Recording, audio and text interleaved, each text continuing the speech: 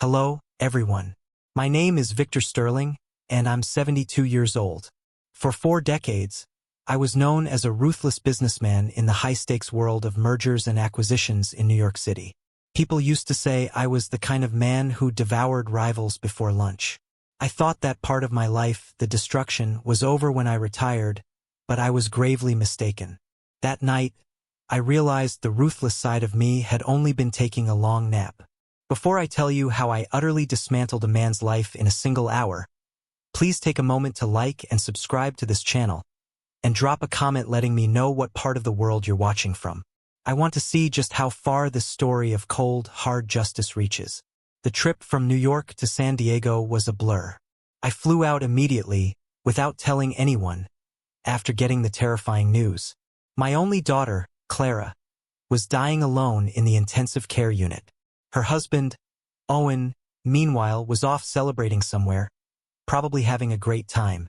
I promised myself right then that I would leave him with absolutely nothing. The main entrance doors of the St. Jude Medical Center slid open with a quiet, mechanical sigh. It sounded to me like a hiss, a snake's warning of the betrayal waiting inside. I didn't waste time talking to the receptionist. I didn't need directions. My private security team had already sent Clara's exact location directly to my phone. I walked fast, with heavy, determined steps, the way a man walks when he knows he is running a race against fate itself. The air inside the ICU wing was freezing, completely sterile, and carried that distinct scent of rubbing alcohol mixed with something far worse. Despair. Room 402. That number had been burning in my mind for the entire 5-hour flight. I pushed the door open, and my heart, a muscle I thought had turned to solid granite after 40 years of brutal corporate maneuvers, shattered into a million sharp fragments. She was there, Clara, my little girl, the only truly good thing I had ever put into this world.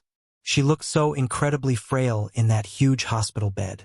Her skin was the color of faded paper, and she was hooked up to so many tubes and wires that it was difficult to see her face clearly. The constant, rhythmic beep, beep, beep of the heart monitor was the only sound in the room, a mechanical countdown that terrified me far more than the threat of any business bankruptcy ever could. But the blood-chilling feeling didn't come from what I did see. Came from what was missing, the chair next to her bed. It was the kind of vinyl recliner that hospitals provide for family members who refuse to leave their loved one's side. It was empty. It was pushed back against the wall, cold, and there wasn't a speck of dust on it. There were no fresh flowers. There was no jacket or coat draped carelessly over the back of the chair.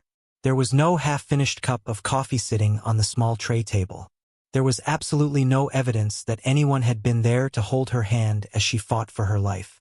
I stood there, gripping the foot of the bed until my knuckles were white. My daughter was slipping away, and she was doing it completely alone. A nurse walked in. She was a young woman with visibly tired eyes, carrying a clipboard. She stopped immediately when she saw me, clearly surprised by the presence of a man in a tailor-made, 3-piece suit standing like an enraged statue in her ward. "Are you family?" she asked, her voice soft and practiced in the difficult art of delivering bad news gently. "I am her father," I said, my voice sounding rough, like grinding stones. "Where is her husband? Where is Owen?" The nurse paused. That small pause spoke volumes. In my world, silence is often a complete answer. It usually means someone is trying to hide a huge problem. She glanced at the empty chair, then looked back at me, and I saw a flash of pity in her eyes. Pity for Clara. Pity for me. "Mr. Reed left approximately 4 hours ago," she said carefully, choosing her words as if navigating a minefield. "He said he was too overwhelmed with grief. He told us he couldn't bear to see her like this. He informed us he needed to go to a private place, a sanctuary, to pray for her soul. To pray." The word hung in the air, sounding like a terrible joke. I looked down at Clara's still form. Just 3 years ago, I had stood at an altar and handed this woman over to Owen Reed. I had given them a wedding present that most people would consider a lottery win. $6 million. I bought them a gorgeous villa overlooking the coast because my only desire was for my daughter to be secure. I wanted her to have a husband who would protect her, cherish her, and, most importantly, sit in a damn uncomfortable hospital chair when she was hurt. I truly believed I was buying her safety. Instead, it seemed I had merely financed a lavish lifestyle for a parasite. He went to pray, I repeated, my tone utterly devoid of belief. Yes, sir, the nurse confirmed, although she didn't look convinced either. He seemed very upset. He mentioned he was heading to the cathedral and then meeting with his spiritual advisor. I nodded slowly. I didn't raise my voice at the nurse. It wasn't her fault. I simply pulled out my phone. My hands were rock-steady now. The shock was completely gone, replaced by a cold, surgical focus. I knew Owen. I knew the man who spent more time meticulously caring for his expensive watch collection than he did working on the green tech startup I had funded. Owen didn't pray. Owen definitely didn't have a spiritual advisor, unless you counted his favorite club promoter. I dialed his number. It rang once, then twice, then a third time. I watched my daughter's chest rise and fall, mechanically driven by the ventilator, while I waited for the man who promised to love her in sickness and in health to finally answer his phone. Hello, Dad Victor. His voice came through the speaker, and he was whispering. It was a theatrical, breathless whisper, clearly meant to sound like a man utterly broken by sorrow. Owen, I said, keeping my voice flat and level. I am at the hospital. The chair next to Clara is empty. Where exactly are you? Oh, Dad, it's just too painful, he sobbed, or at least made a noise that mimicked a sob. I'm at the Grand Cathedral downtown. I'm on my knees, Dad. I'm begging God to save her. I simply couldn't watch those machines anymore. I needed to feel close to the Holy Spirit. It was a decent performance, almost worthy of an award, except for one crucial flaw. Owen was always careless. He hadn't properly silenced the noise around him. In the background, beneath his fake whimpering, I heard something loud. It wasn't the sacred quiet of a cathedral.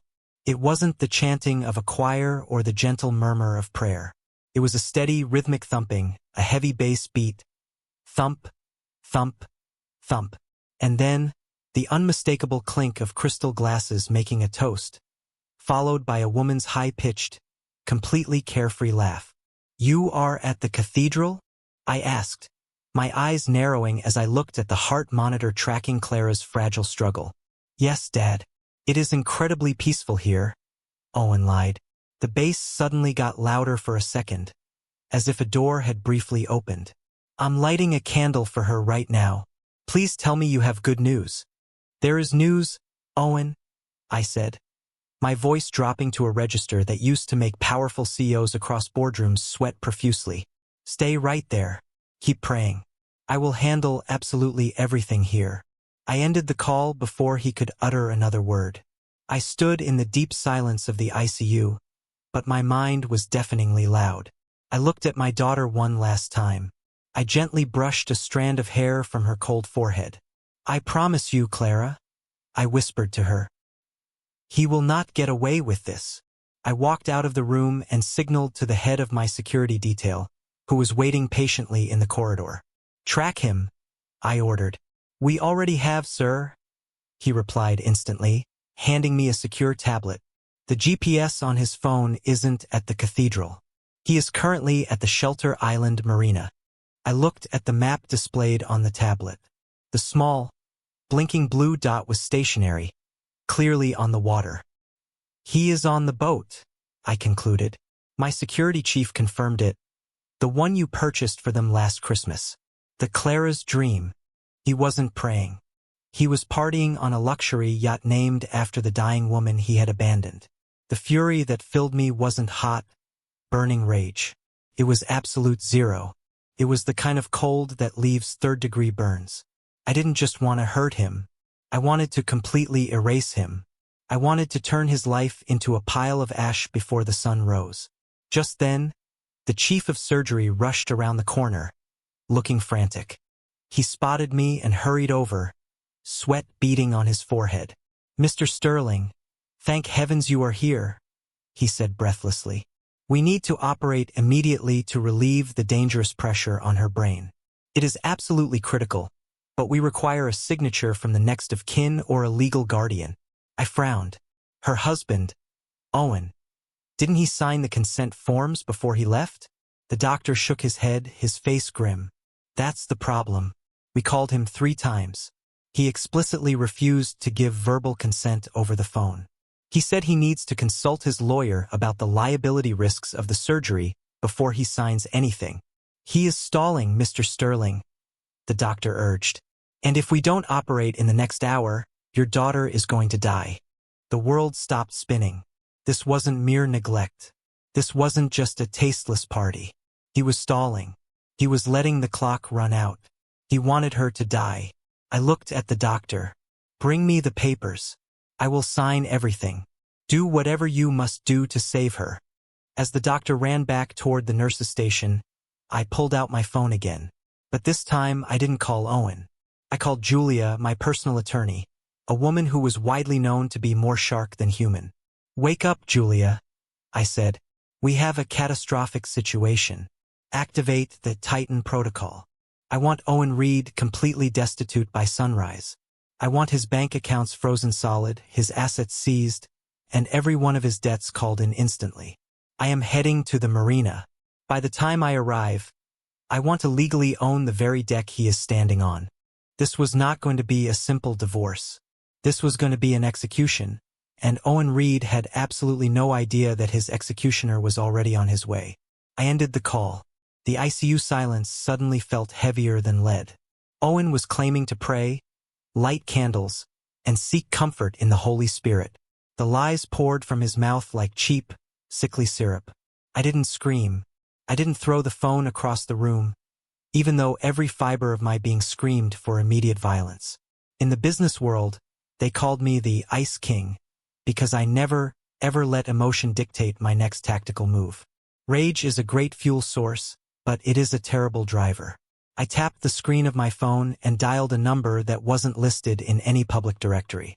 Connected immediately. Find him, I instructed. I didn't need to use a name. My head of security, a former intelligence operative named Rami, knew exactly who I was talking about. We had been discreetly tracking Owen's ridiculous spending for months. But tonight, I needed more than just credit card receipts. I needed coordinates. On it, Rami replied. His voice was calm, efficient, and completely detached. Exactly how I preferred it. Give me 5 minutes. 5 minutes. Felt like 5 years. I looked back at Clara, my beautiful Clara. She was the only thing that genuinely mattered in this world. When my wife, Eleanor, passed away 20 years ago, she left a gaping hole in my heart and a little girl with eyes the color of the deep ocean. I swore to Eleanor that I would protect her. I promised I would give Clara everything she never had. And I did. I gave her the best education, the finest clothes, and the best life money could possibly buy. I shielded her completely from the true cruelty of the world. I let her believe that love was pure and that people were inherently good. That was my biggest mistake, my fatal error. I raised a gentle lamb, and then I permitted her to marry a ravenous wolf. Owen Reed, the charming entrepreneur with the $1 million smile and the dime store soul. I knew exactly what he was the instant I met him. I saw the way he looked at our estate, not with humble appreciation, but with cold financial appraisal.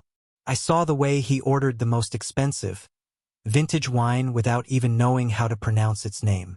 But Clara was deeply in love. She was radiant. She told me he was her soulmate.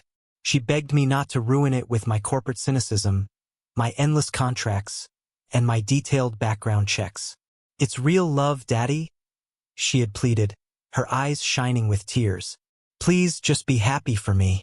Just this one time, don't be the businessman. Be my dad. So I reluctantly gave in. I let her marry him without a prenuptial agreement. I gave them the coastal house.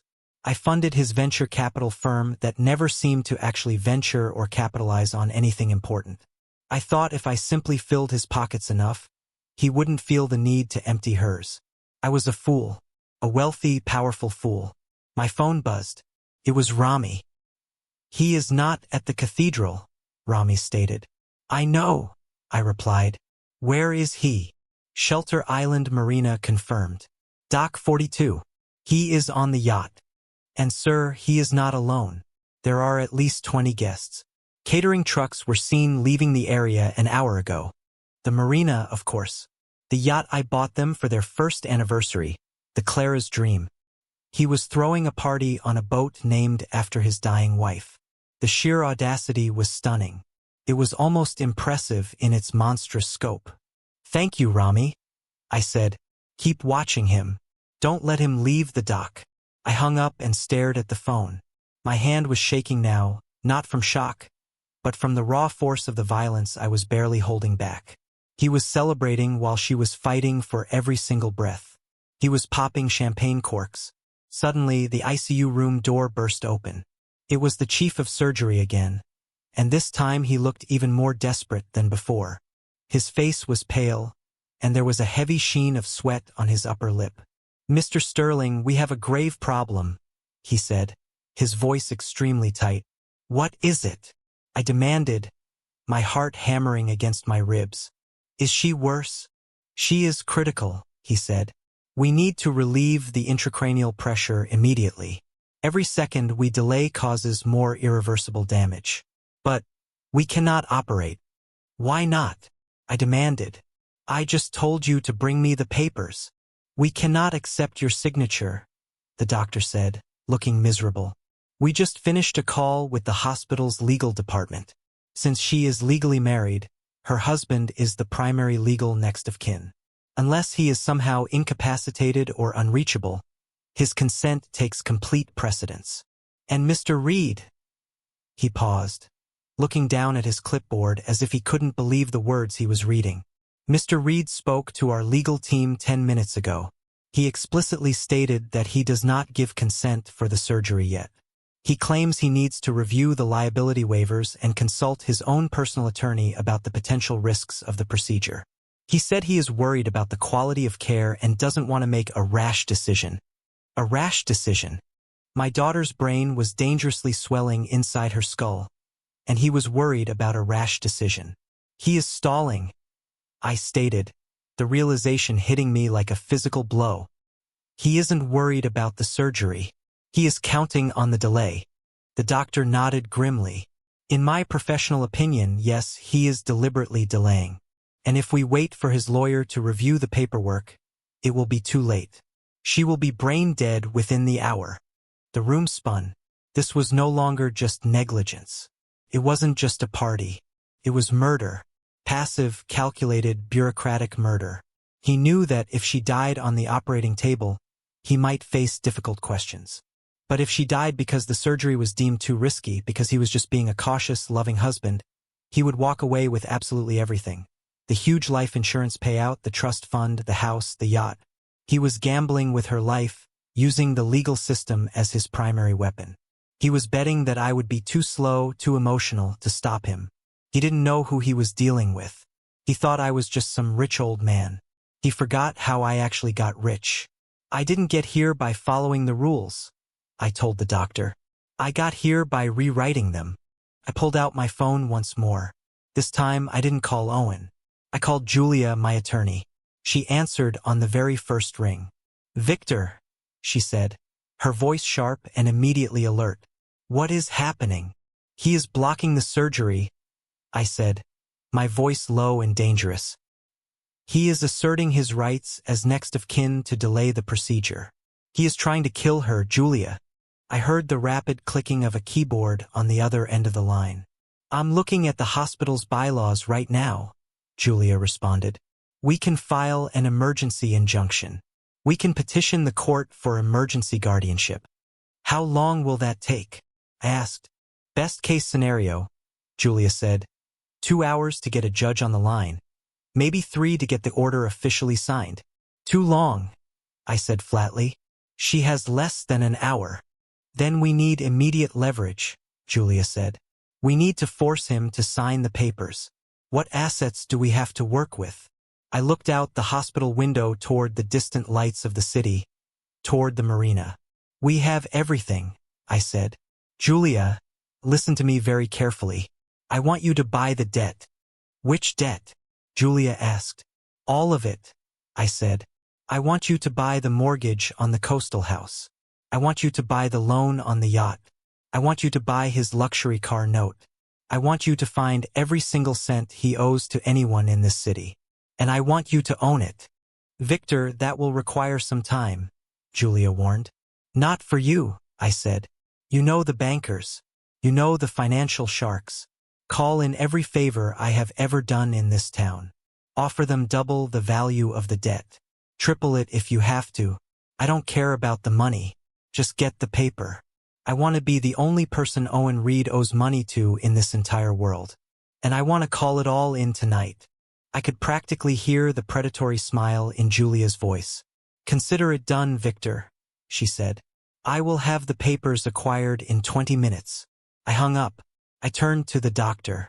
Get the operating room prepped immediately, I commanded. But Mr. Sterling, the legal department. The doctor started to protest. Forget the legal department, I snapped. You prepare the room. I am going to get that signature myself. I walked out of the ICU.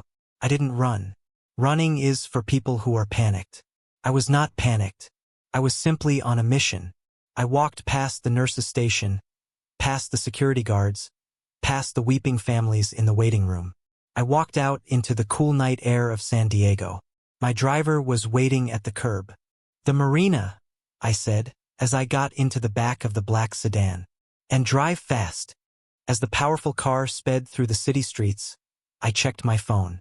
Rami had already sent me a live video feed from a surveillance drone he had deployed over the marina. On the screen, I could clearly see the Clara's Dream. It was brightly lit up like a floating party. People were dancing on the deck. Waiters were passing out trays of appetizers. And there, in the very center of it all, was Owen. He was wearing a stark white linen suit, holding a champagne glass and laughing. His head was thrown back, his arm around the waist of a blonde woman in a provocative red dress. He looked like a king holding court. He looked exactly like a man who had just won the lottery. Enjoy it, Owen, I whispered to the screen. Enjoy your last drink, because the hangover is going to be hell. I watched as he raised his glass to make a toast. I couldn't hear his words, but I could easily imagine. To freedom, to money, to the stupid old man and his dying daughter. He had no idea that the stupid old man was only 10 minutes away. He had no idea that the debt he thought was his ticket to freedom was about to become a crushing noose around his neck. I checked my watch. 45 minutes left. 45 minutes to save my daughter. 45 minutes to completely destroy her husband. It was plenty of time. I grabbed the consent clipboard from the chief of surgery's trembling hands. I didn't wait for permission. I didn't wait for the hospital's legal team to finish their frantic debate about liability and next of kin. I pulled a heavy fountain pen from my inside jacket pocket, the expensive silver Mont Blanc I usually reserved for signing mergers that completely dismantled rival companies, and I scribbled my signature across the bottom of the liability waiver. This document essentially stated that if Clara died on that operating table, I would not sue. It was a formal acknowledgement that I was taking full financial and legal responsibility for my daughter's life and the outcome of the surgery. I am the bank, I told the surgeon, my voice low and dangerous, vibrating with the kind of authority that left no room for argument. I am the law in this room. If you wait for that man to give you permission, you are an accessory to her murder. You operate now, or I will bury this hospital under so much litigation that your grandchildren will be paying the legal fees. The doctor looked straight into my eyes and saw something that clearly scared him more than any malpractice lawsuit. A father who had absolutely nothing left to lose. He gave a single, terrified nod and ran back to the trauma bay, shouting quick orders to his surgical team. I watched them wheel Clara through the double doors. I saw the lights of the operating theater flicker on. I couldn't go in there. I couldn't hold the scalpel. My job inside that building was finished. Now I had crucial work to do outside. I turned to the two massive men standing silently behind me. Rami's best operatives, ex-military, stone-faced. No one gets in, I ordered, pointing at the swinging doors. Especially not her husband. If Owen Reed shows up here, if he attempts to enter that room, if he even looks at the door, you stop him. Break his legs if you have to, but do not let him near her." "Understood, sir." One of them confirmed. I turned and walked out into the cool San Diego night. My driver held the sedan door open, and I slid into the back seat. "Shelter Island Marina," I instructed. The car immediately surged forward, merging onto the freeway. I stared at the phone. Rami had sent me a live feed. The Clara's Dream was still lit up like a Christmas tree. People were dancing on the deck. And there, in the middle, was Owen. He was in his white linen suit, laughing, his arm around the blonde woman in the red dress. I watched him raise his glass in a toast. He had no clue that the debt he thought was his freedom was about to become his cage. The drive felt like an eternity. When we finally pulled up to the private dock, the smell of the ocean hit me, mixed with diesel and expensive money. And there it was, the 70-foot yacht I had paid for 3 years earlier. I remembered Clara smashing the champagne bottle against the hull, laughing. Now, it looked like a crime scene to me. It was lit up like a floating nightclub. The heavy bass from the speakers was so loud I could feel it vibrating in the wooden planks under my feet. It wasn't just music. It was a rhythmic thumping of sheer disrespect. I didn't rush the gangway. A weak man makes a scene. A strong man makes a plan. I stood in the dark shadow of the harbor master's office and raised the powerful binoculars my security chief handed me. The lenses showed me Owen on the upper deck. He was holding a huge bottle of vintage champagne, pouring it not into glasses, but straight onto the deck, laughing as the liquid foamed over the teak wood. He looked relieved, completely carefree. Then I saw her, the woman from the drone feed, Shannon. I'd later learn her name. She was whispering something in his ear. She was wearing a dress that barely covered her. But it wasn't the dress that made my vision blur with red rage. It was what was around her neck. I adjusted the focus. The diamonds caught the strobe lights and flashed with a brilliance I knew intimately. It was a vintage Art Deco pendant, platinum and diamond. My wife Eleanor had worn that necklace on our wedding day 40 years ago. It was the last thing I gave her before she died. I had given it to Clara on her 18th birthday. She never took it off. She called it her talisman, a way to feel close to her mother. And now, while Clara lay with her skull cut open miles away, that necklace was draped around the throat of a gold-digging mistress. He must have stolen it. He had looted the body before it was even cold. That was the moment the last shred of mercy evaporated from my soul. I could have called the police. I could have had them raid the boat for noise or drugs. But the police have rules, and Owen would be out on bail within an hour, playing the victim. No, I didn't want him arrested. Arrest is temporary. I wanted him erased. I wanted to strip him of every layer of protection until he was naked and shivering, just like he left my daughter. I dialed Julia. She answered immediately. "We are ready on this end, Victor," she said. Her voice was sharp and precise. "Execute Titan protocol," I said. My voice was calm, terrifyingly calm. "Are you certain?" Julia asked. "This is the nuclear option, Victor. We are talking about total asset seizure, calling in debts that will bankrupt him 3 times over. Once we push this button, there is no going back. We are scorching the earth." I looked through the binoculars one final time. I saw Owen kiss the woman. I saw the Eleanor's diamonds flash on her neck. "Look at the live feed, Julia," I commanded. "Look at her neck."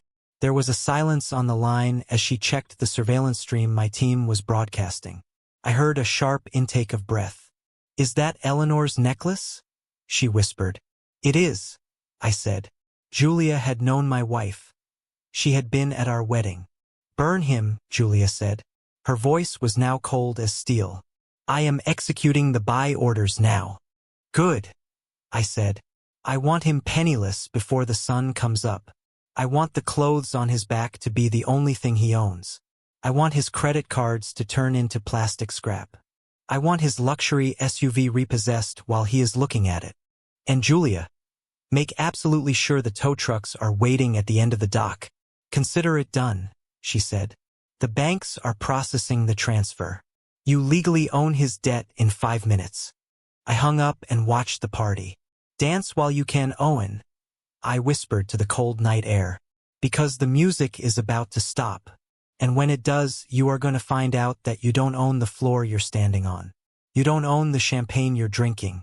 You don't even own the name on the back of the boat. I turned to my security chief. Get the launch ready, I said. We are going to pay them a visit. But not yet. Let him finish his drink. I want him to be holding an empty glass when I take his entire life away.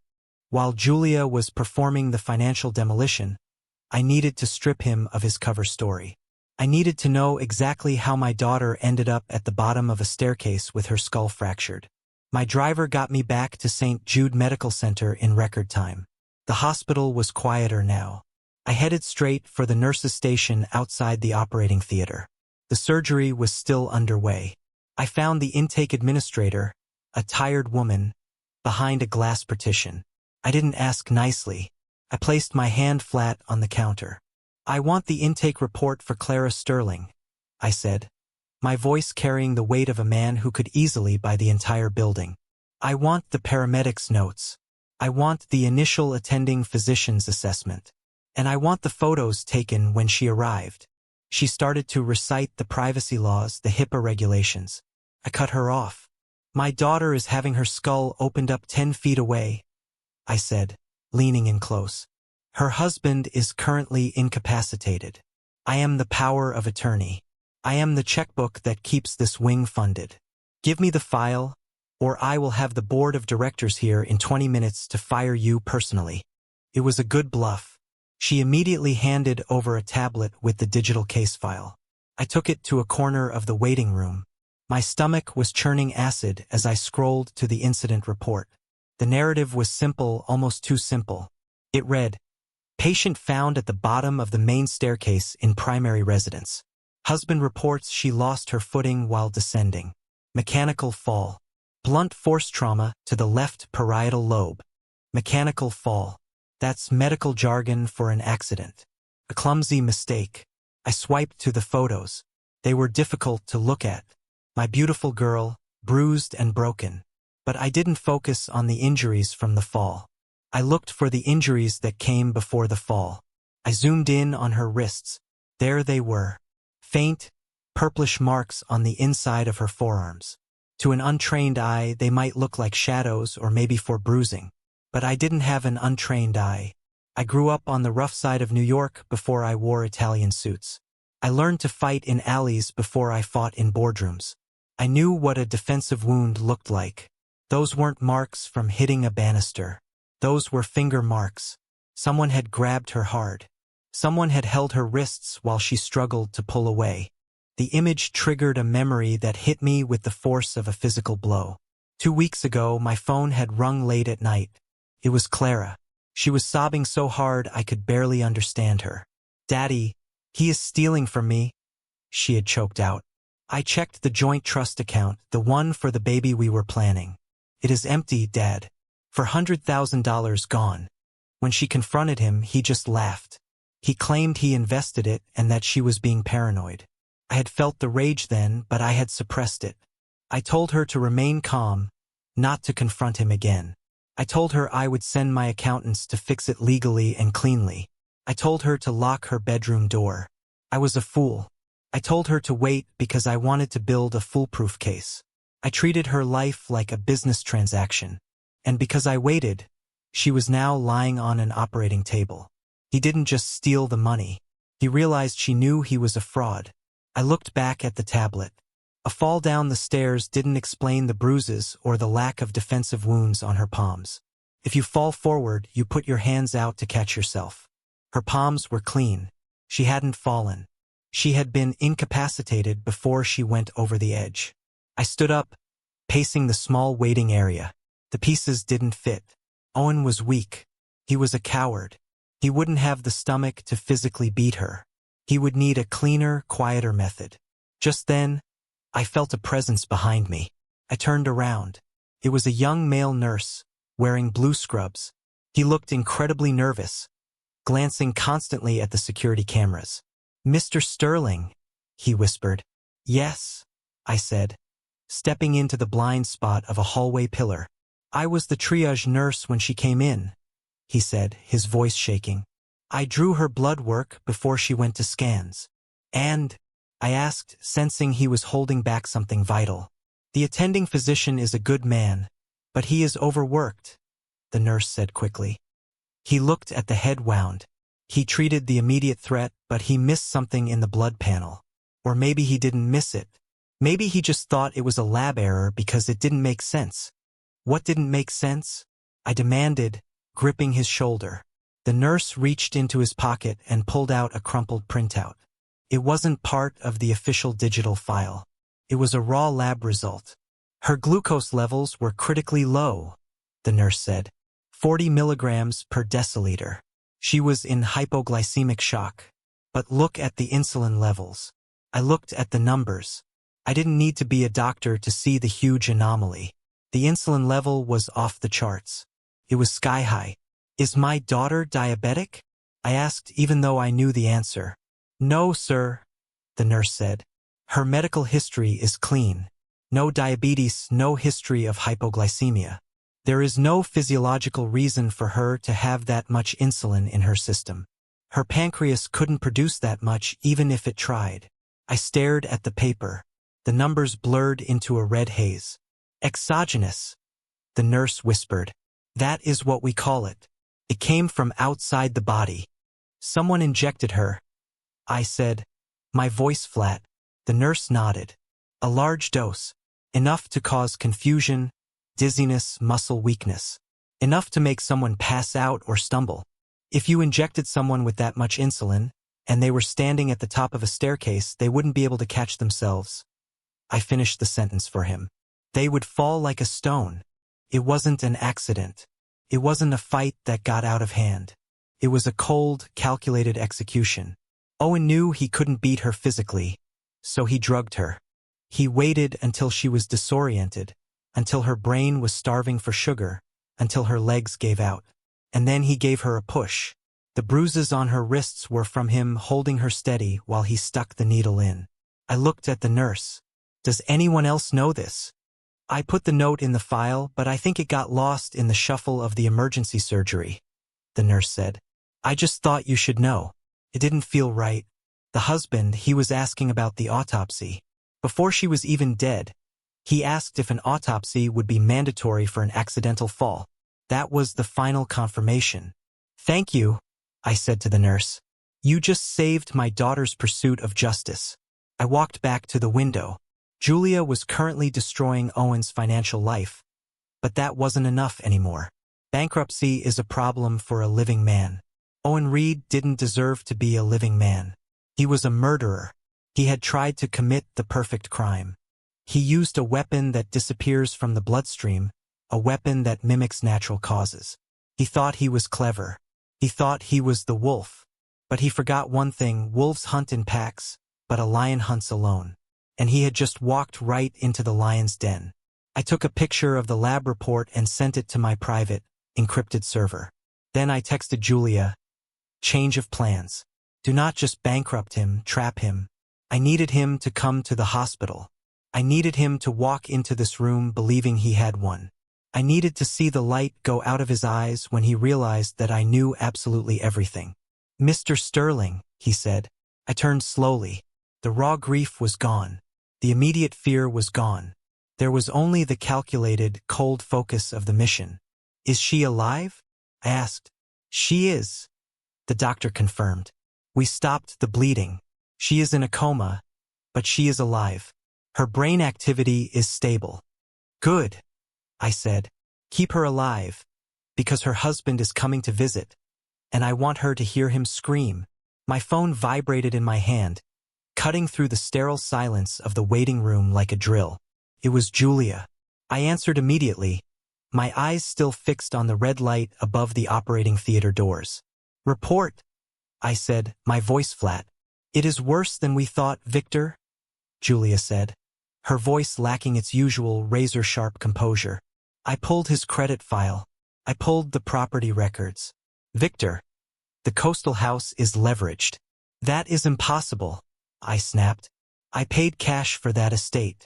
$6 million. The deed is clear. It was clear, Julia corrected. Until 6 months ago.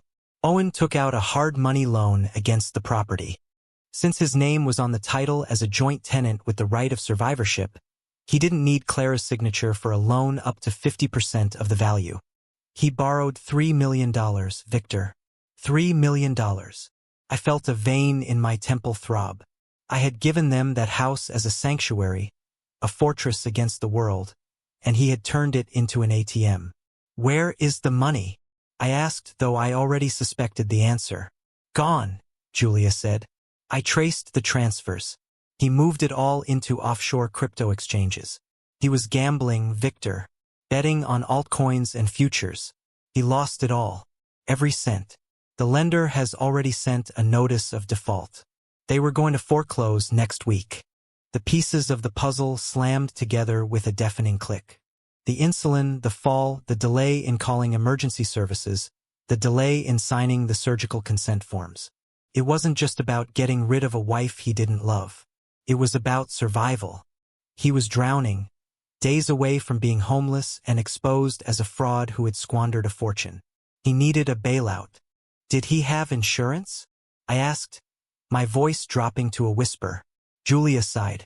That is the final nail, Victor. He took out a term life policy on Clara 30 days ago. $10 million with a double indemnity clause for accidental death. If she dies from a fall down the stairs, he gets $20 million tax-free. $20 million. That was the price tag he put on my daughter's life. He was going to use her blood money to pay off his gambling debts and buy himself a new life with his mistress. It was so simple, so crude, so utterly devoid of humanity. He isn't grieving, Julia, I said. He is waiting for a wire transfer. What do you want to do? Julia asked. We can freeze the insurance payout. We can tie it up in probate for years. No, I said. That is defense. I want to play offense. Who holds the note on the coastal house? A private equity firm in Nevada, Julia replied. Silver State Lending. They are sharks, Victor. They charge 12% interest and they don't negotiate. I almost laughed. Sharks? They thought they were sharks. Buy it, I ordered. What? Julia asked. Buy the note, I said. Call Silver State. Offer them full face value plus 10% for the paper. Do it right now. I want to be the holder of the mortgage. I want to own the debt on that house. Victor, that is $3.3 million, Julia warned. You are throwing good money after bad. The house might not even be worth that much in this market. I don't care about the real estate, I snarled. I care about the leverage. If I own the note, I can call the loan. I can accelerate the debt. I can foreclose tonight. What about the yacht? Financed, Julia said. Marine lender in Florida. He owes $2 million on it. He hasn't made a payment in 4 months. They have a repossession order out, but they haven't been able to locate the vessel. Buy that too, I said. Buy it all, Julia. I want you to buy every single debt Owen Reed has. His credit cards, his car loans, his personal lines of credit.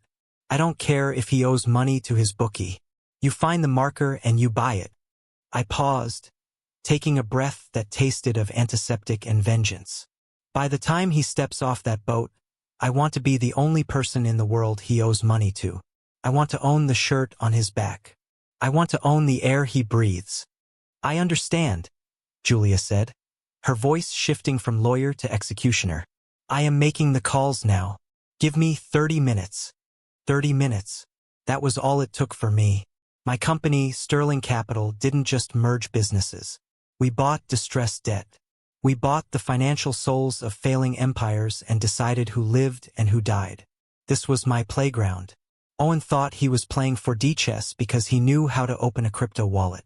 He didn't realize he was playing against the man who wrote the rulebook on hostile takeovers. I hung up the phone. I looked at the lab report in my hand, the insulin levels, the proof of murder. And now the financial motive. The picture was complete. Just then, my phone chimed. A text message. I looked down. It was Owen. Daddy. The doctor called me. He said the situation is critical. He said she might not make it through the night. I am coming back now. I am so scared. Please tell me she is going to be okay. I can't live without her.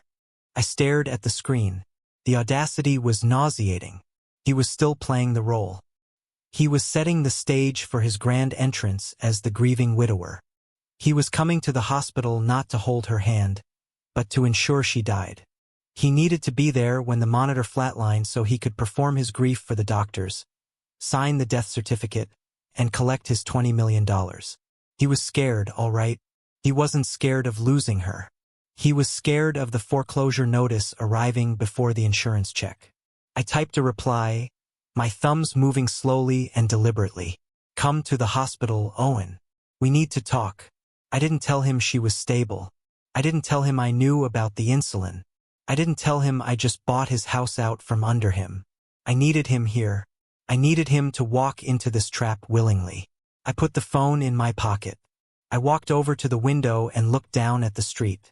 I imagined him scrambling off the yacht, telling his mistress to wait, putting on his sad face, rehearsing his tears in the back of an Uber. He thought he was running toward a payday. He didn't know he was running toward a buzzsaw. Julia sent me a confirmation text 3 minutes later. Coastal note acquired. Yacht note acquired. We are the lien holder. Default notices are being drafted. It was done. Technically, Owen Reed was now living in my house, sailing on my boat, and driving a car that belonged to me. He was destitute. He was a trespasser in his own life. The surgery doors opened again. A nurse stepped out. Mr. Sterling, she said softly. You can come in now. She is in recovery. I turned away from the window. The financial ruin was just the appetizer. The main course was about to be served, and I was going to make sure Owen choked on it. I looked at the text message from Owen claiming he was rushing back to the hospital, and I knew I had to stop him. If he came back now, he would throw himself on the floor and weep. He would play the role of the devastated husband perfectly for the doctors and the nurses. He would turn this tragedy into his personal stage, and I would lose the element of surprise. I needed him on that boat. I needed him surrounded by his vices, his mistress, and his arrogance when I pulled the rug out from under him. I typed a reply, my fingers moving with the precision of a sniper adjusting his scope. Stay where you are, son. The doctors are working. It is a mess here. I need you to keep praying. Your spiritual strength is the only thing helping her right now. I will handle the logistics. Do not come until I call you. I hit send. It was the kind of message a controlling father-in-law would send. The kind of message that gave a coward exactly what he wanted. An excuse to avoid reality. I knew Owen. He didn't want to see blood. He didn't want to hear the monitors beeping. He wanted to be told that someone else was handling the hard part while he waited for the wire transfer. I watched the delivery receipt turn into a read receipt. He didn't reply. Of course, he didn't. He was probably relieved. He had done his duty. He had offered to come. Now, he could go back to his party with a clear conscience. I put the phone away and walked into the recovery room. The air was heavy with the smell of antiseptic and silence. Clara lay there, still as a statue. Her head was wrapped in heavy bandages. Her face was pale, bruised, swollen, but she was breathing. The rhythmic rise and fall of her chest was the most beautiful thing I had ever seen. The surgeon, Dr. Aris, was checking her vitals. He looked up when I entered. The surgery went better than expected, Mr. Sterling, he said, his voice hushed. We relieved the pressure. The swelling is going down. She is in a coma, but her brain activity is stable. She is a fighter. If she makes it through the next 12 hours, her prognosis is good. I nodded, feeling a wave of relief so strong it almost brought me to my knees. She was going to live. My girl was going to live. But then I looked past the doctor to the corner of the room. There was a nurse standing there, a young woman with dark hair adjusting in 4-drip. I had seen her earlier. She was the one who had been texting frantically when I first arrived. She was the one who had looked at Owen with a little too much familiarity when he visited last week. According to my security logs, if Owen had a mole inside the hospital, it was her. She was the leak. I needed Owen to believe he had one. I needed him to let his guard down completely. I needed him to celebrate. I walked over to the bed and took Clara's cold hand in mine. I leaned in close to the doctor, but I pitched my voice just loud enough for the nurse in the corner to hear.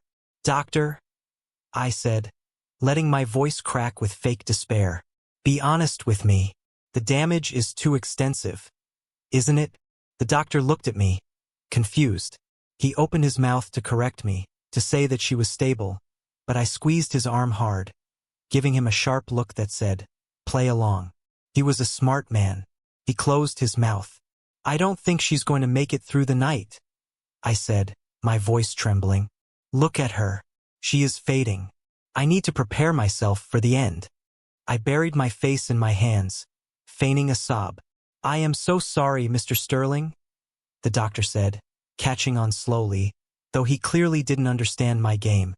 "We are doing everything we can, but it is not enough," I interrupted. "She is gone. I can feel it. My little girl is gone." I stayed like that for a moment, shoulders shaking, listening. I heard the soft squeak of rubber shoes on the linoleum. The nurse was moving. She checked the monitor one last time, then slipped quietly out of the room. I waited 10 seconds. Then I stood up, my face instantly dry and composed. "Thank you, doctor," I said. "Keep her stable. And don't let that nurse back in this room." I walked out into the hallway and pulled out my tablet. I opened the app that controlled the surveillance drone hovering 500 feet above the Shelter Island marina. The feed was crystal clear. I saw Owen on the deck of the Clara's Dream. He was looking at his phone. The glow of the screen illuminated his face. I zoomed in. I saw the exact moment he got the text. I saw his eyes widen. I expected him to look sad. I expected him to at least pretend to cover his mouth in shock. But Owen Reed wasn't most people. He was a monster. A grin spread across his face. It started slow and then took over his entire being. It was a look of pure, unadulterated ecstasy. He threw his head back and let out a shout that the drone's microphone picked up over the thumping music. "I am free," he screamed. "I am finally free." He didn't drop to his knees. He didn't call his mother. He turned to the bar and grabbed a magnum of premium champagne. He shook it violently, the expensive wine foaming inside the green glass.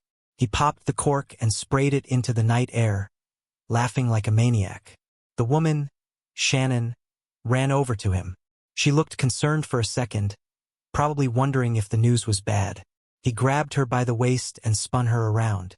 "She is not going to make it," he shouted over the music. "The old man just told me she is done. We are rich, baby. We are rich."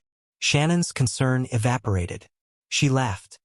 A high, piercing sound that made my skin crawl. She grabbed his face and kissed him hard. $20 million? She asked, breathless. $20 million, he confirmed, pouring the champagne into her mouth. "And the house and the boat. It is all ours. No more hiding. No more pretending. Ding dong. The witch is dead." I watched them on the screen. I watched him dance on the grave of the wife who wasn't even dead yet.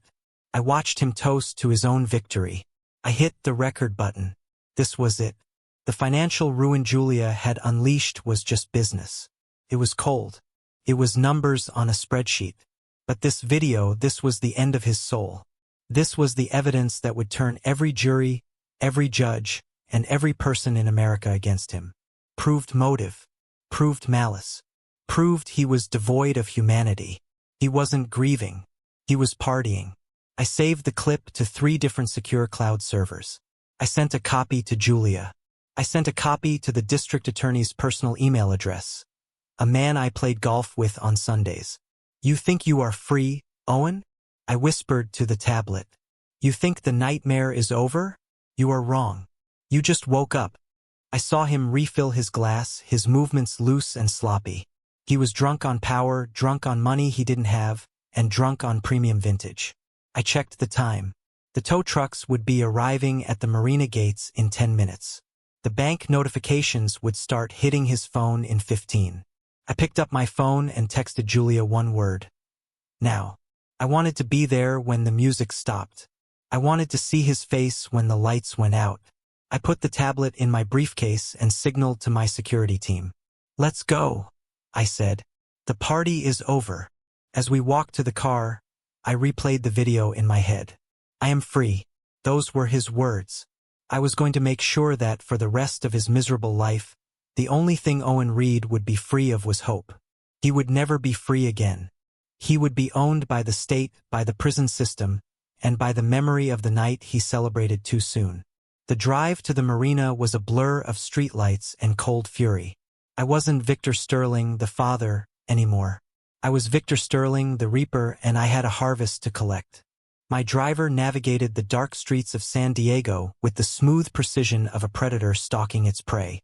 My focus, however, wasn't on the road. It was on the tablet resting on my knees. The drone feed had given me the visual proof of Owen's grotesque celebration. But I needed more. I needed the words. I needed the confession. I needed to hear the rot in his soul so I could excise it without a single shred of hesitation.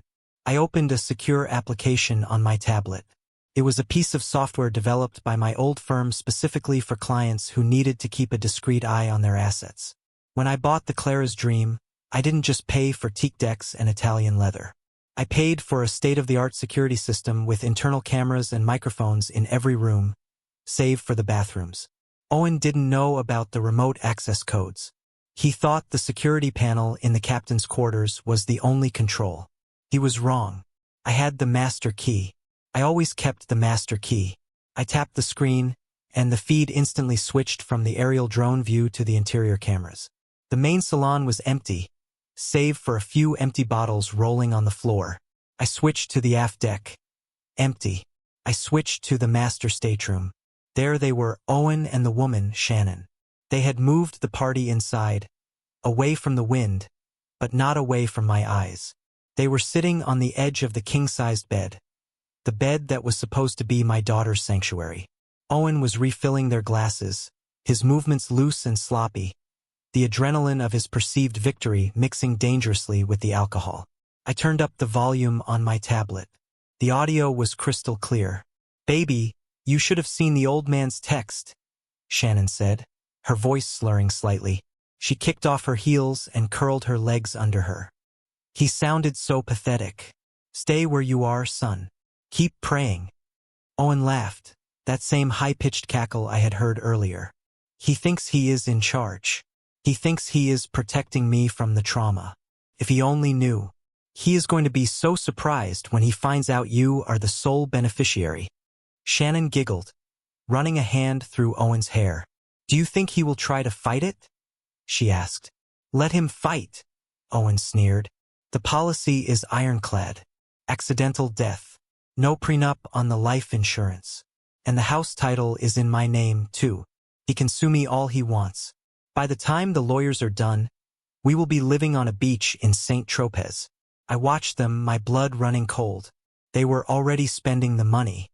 They were already planning their escape. "Hey," Shannon said, pouting slightly. "Speaking of spending, when that witch finally kicks the bucket, you promised me something.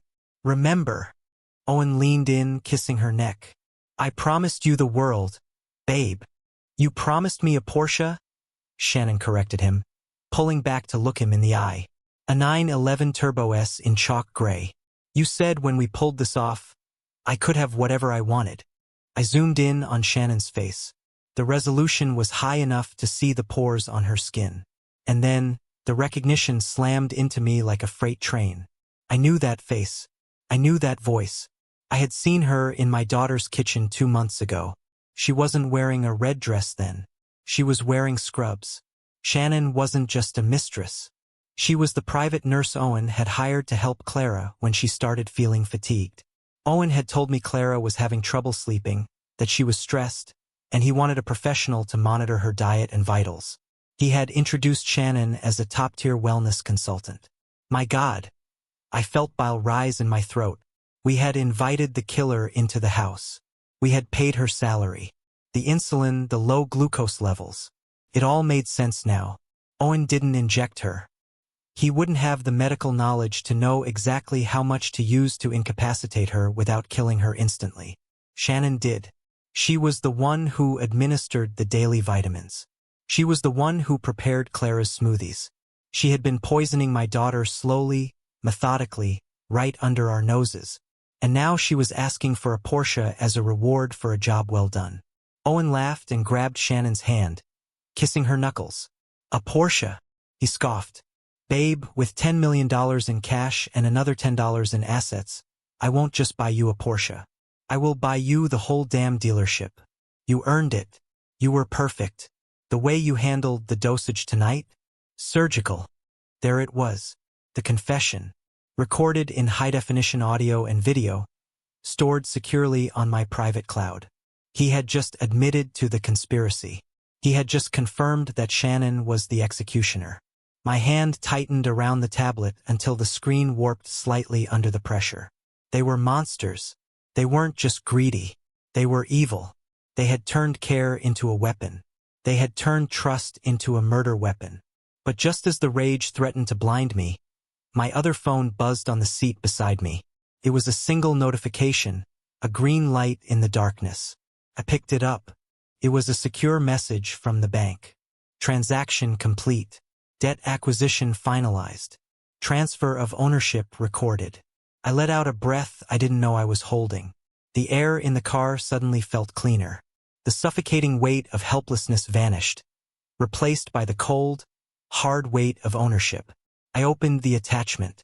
It was a list, a beautiful, devastating list of everything Owen Reed owed. I owned the mortgage on the coastal mansion, $3.2 million. I owned the marine loan on the Clara's Dream, $2.1 million. I owned the lease on his Range Rover. I owned his personal credit card debt, which was staggering, nearly $400,000 across 6 cards. I even owned a personal loan he had taken out from a shady lender in Vegas, a debt Julia had miraculously tracked down and purchased for cents on the dollar. Total liability, $6.1 million. Owen Reed didn't have $6 million. He didn't have $6,000. He was banking on $20 million of blood money that was never going to come. I looked back at the tablet screen. Owen was pouring more champagne, completely oblivious to the fact that the ground beneath his feet had just shifted tectonically. He thought he was the king of the world. He thought he was celebrating on his yacht in his master stateroom. He was wrong. He was celebrating on my yacht. He was drinking my champagne. He was sleeping with his accomplice in my bed. He was trespassing. I looked at the driver. How far? 2 minutes, sir, the driver replied. We are passing the security gate now. Good, I said. I picked up the phone and dialed Julia. It is done, she answered before I could speak. You own him, Victor. Every cent. Paperwork, I asked. Filed electronically, Julia said. You are the lien holder of record. You have the right to accelerate the debt immediately due to the breach of contract clauses regarding illegal activity and misuse of collateral. Illegal activity, I repeated, looking at the video of the drug-fueled party. Oh, we have plenty of that. I hung up. I looked at the tablet one last time. Owen was laughing again. Oblivious. I hope you enjoyed the Porsche dream, Shannon, I whispered. Because you are about to find out that the only thing Owen can afford to give you is a ride in the back of a squad car. The car slowed down. We had arrived at the marina. I saw the flashing lights of the tow trucks Julia had arranged, waiting in the shadows like hungry wolves. I saw the outline of my private security team standing at the end of the dock. I opened the car door and stepped out. The sea air was cold and salty. I buttoned my jacket. I adjusted my cuffs. It was time to go aboard. It was time to introduce the new owner. I stood at the end of the dock, shrouded in the mist that rolled off the Pacific, my eyes fixed on the tablet screen. The digital glow illuminated the grim satisfaction on my face. On the deck of the Clara's Dream, the party was reaching a fever pitch. The champagne was flowing like water, but even the deepest wells run dry eventually. I watched as Owen signaled to the head of the catering staff, a man in a black vest holding a digital payment terminal. More! Owen shouted over the music, his voice slurring with unearned confidence. Bring out the reserves, the crystal, and get some of that beluga caviar from the galley. We are celebrating tonight. The caterer nodded professionally and presented the terminal. It was a substantial bill. Thousands of dollars in alcohol and premium food consumed in less than 3 hours. Owen didn't even look at the total. He reached into his jacket pocket and pulled out a heavy black card. It was the Centurion card. The black card. It had my daughter's name on it, but he wielded it like a magic wand that could conjure a lifestyle he hadn't earned. He tapped the card against the machine with a flourish, a gesture of supreme arrogance. He turned back to Shannon, grinning, waiting for the electronic beep of approval. But there was no beep. There was a harsh, discordant buzz. The red light on the top of the terminal flashed once, twice. I zoomed in on the feed. I wanted to see the confusion in high definition. Owen frowned. He tapped the card again, harder this time, as if physical force could compel the banking system to submit to his will. "It's the chip." Owen snapped at the waiter. "Swipe it. The machine is glitching." The waiter swiped the card. He looked at the screen and then looked up at Owen, his expression shifting from subservience to suspicion. "I am sorry, Mr. Reed," the waiter said, his voice cutting through a lull in the music. "The card has been declined. The machine says pick up. That means I have to confiscate it, sir." The music didn't stop, but the laughter around Owen died instantly. The parasites, sensing a sudden weakness in their host, went quiet. "Confiscate it?" Owen laughed, a nervous, high-pitched sound. "Do you know who I am? That is an unlimited card. There is no limit. Run it again." "It is declined, sir," the waiter repeated, holding his ground. "Do you have another form of payment?" Owen's face flushed a deep, ugly crimson. He dug into his wallet. He pulled out his personal platinum Visa, then his gold card, then a debit card from a local credit union. He threw them at the waiter one by one. "Try these," he barked. "It is a bank error. Their servers are probably down for maintenance." I watched as the waiter ran the first card. Declined.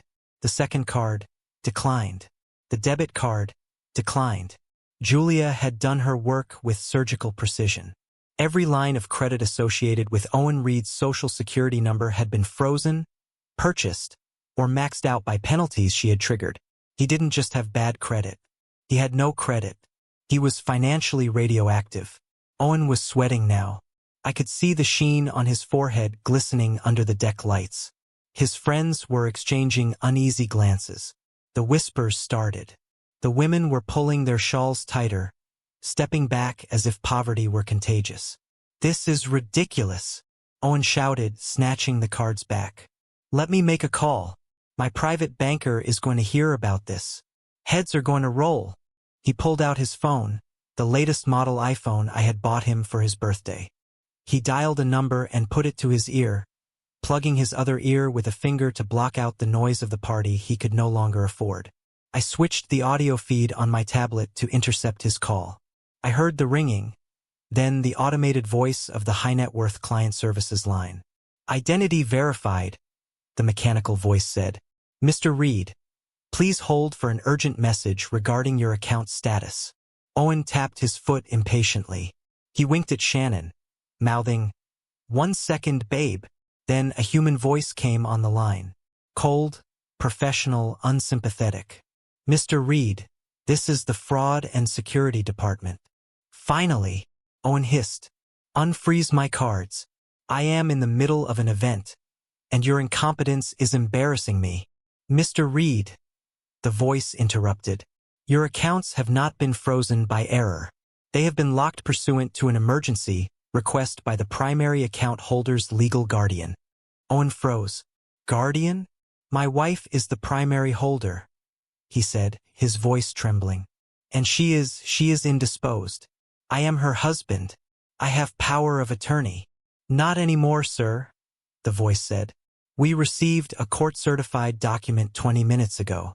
Due to Mrs. Maxwell's critical condition and an active investigation into financial irregularities, control of all joint and supplementary assets has reverted to her father, Mr. Victor Sterling. He has requested a full forensic audit. All spending is suspended immediately." Owen went pale. The color drained from his face so fast he looked like a ghost. "Her father," he whispered. "But he is at the hospital." "Mr. Sterling has revoked your authorization, sir," the banker continued. We are also obligated to inform you that the outstanding balance on your mortgage and personal loans has been called due by the new lien holder. Have a good night." The line went dead. Owen stood there, the phone still pressed to his ear, the dial tone humming in the void. He looked around the deck. He looked at the champagne buckets he couldn't pay for. He looked at the fuel gauge of the yacht he couldn't refuel. He looked at the women he could no longer impress. He lowered the phone slowly. He forced a smile onto his face. It was a ghastly grimace, a mask slipping off a skull. "Hey everyone," he shouted, clapping his hands, his voice cracking. "Minor glitch. The bank's anti-fraud algorithm got triggered because we are partying too hard. You know how it is. Too much fun for the system to handle." He laughed, but no one laughed with him. The silence was excruciating. "I will just wire the funds," Owen said, pulling up his banking app, instant transfer. "No problem. Drinks are on me. Don't worry." He tapped the screen of his phone. He tapped it again. He swiped down to refresh. I watched the screen of his phone through the high-resolution camera in the master stateroom window behind him. The little wheel spun, and then a message popped up. "Connection error. No service." Owen frowned. He looked at the top corner of his screen where there should have been 5 bars of 5G signal. There was nothing, just the empty bars of signal death and the small letters SOS. He held the phone up to the sky, moving it around like a divining rod, trying to find a signal. "What the hell?" he muttered. "Check your phones," he yelled to the group. "Is anyone else getting signal? It must be the marina." Shannon pulled out her phone. "I have full bars, babe," she said, looking at him with a mixture of confusion and growing disdain. "I am streaming live on Instagram right now." Owen stared at her phone. Then he looked at his own. It wasn't the marina. It wasn't a dead zone. It was a cut line. He didn't know it yet, but he was on my family plan. I paid the bill for every device in my family, including his. It was a perk I offered when they got married to keep them on a secure, encrypted network. But 10 minutes ago I had called the provider. I didn't just suspend his service. I blacklisted the IMEI number of his device. That phone was now a brick. He was cut off. No money, no communication, no way to call a lawyer, no way to transfer funds, no way to call an Uber to escape the humiliation that was about to rain down on him.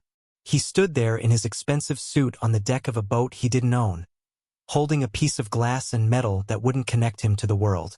He looked small. He looked trapped. I closed the tablet. I didn't need to see anymore. The trap wasn't just set.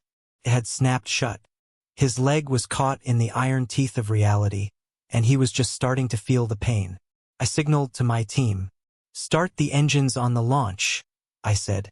As we moved across the dark water toward the Clara's Dream, I watched Owen's silhouette pacing frantically on the deck. He was trying to borrow a phone from one of his guests, but they were turning away from him. They smelled the desperation on him like cheap cologne. They knew the party was over before he did.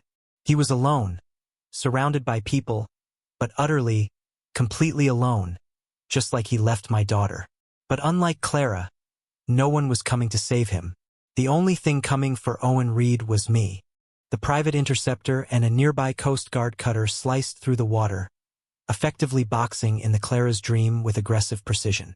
The blue strobe lights from the patrol boat washed over the yacht's hull, instantly transforming the festive atmosphere into something resembling a police raid. The music died immediately, replaced by the nervous, growing murmur of the remaining party guests, who finally realized their night of free champagne was over.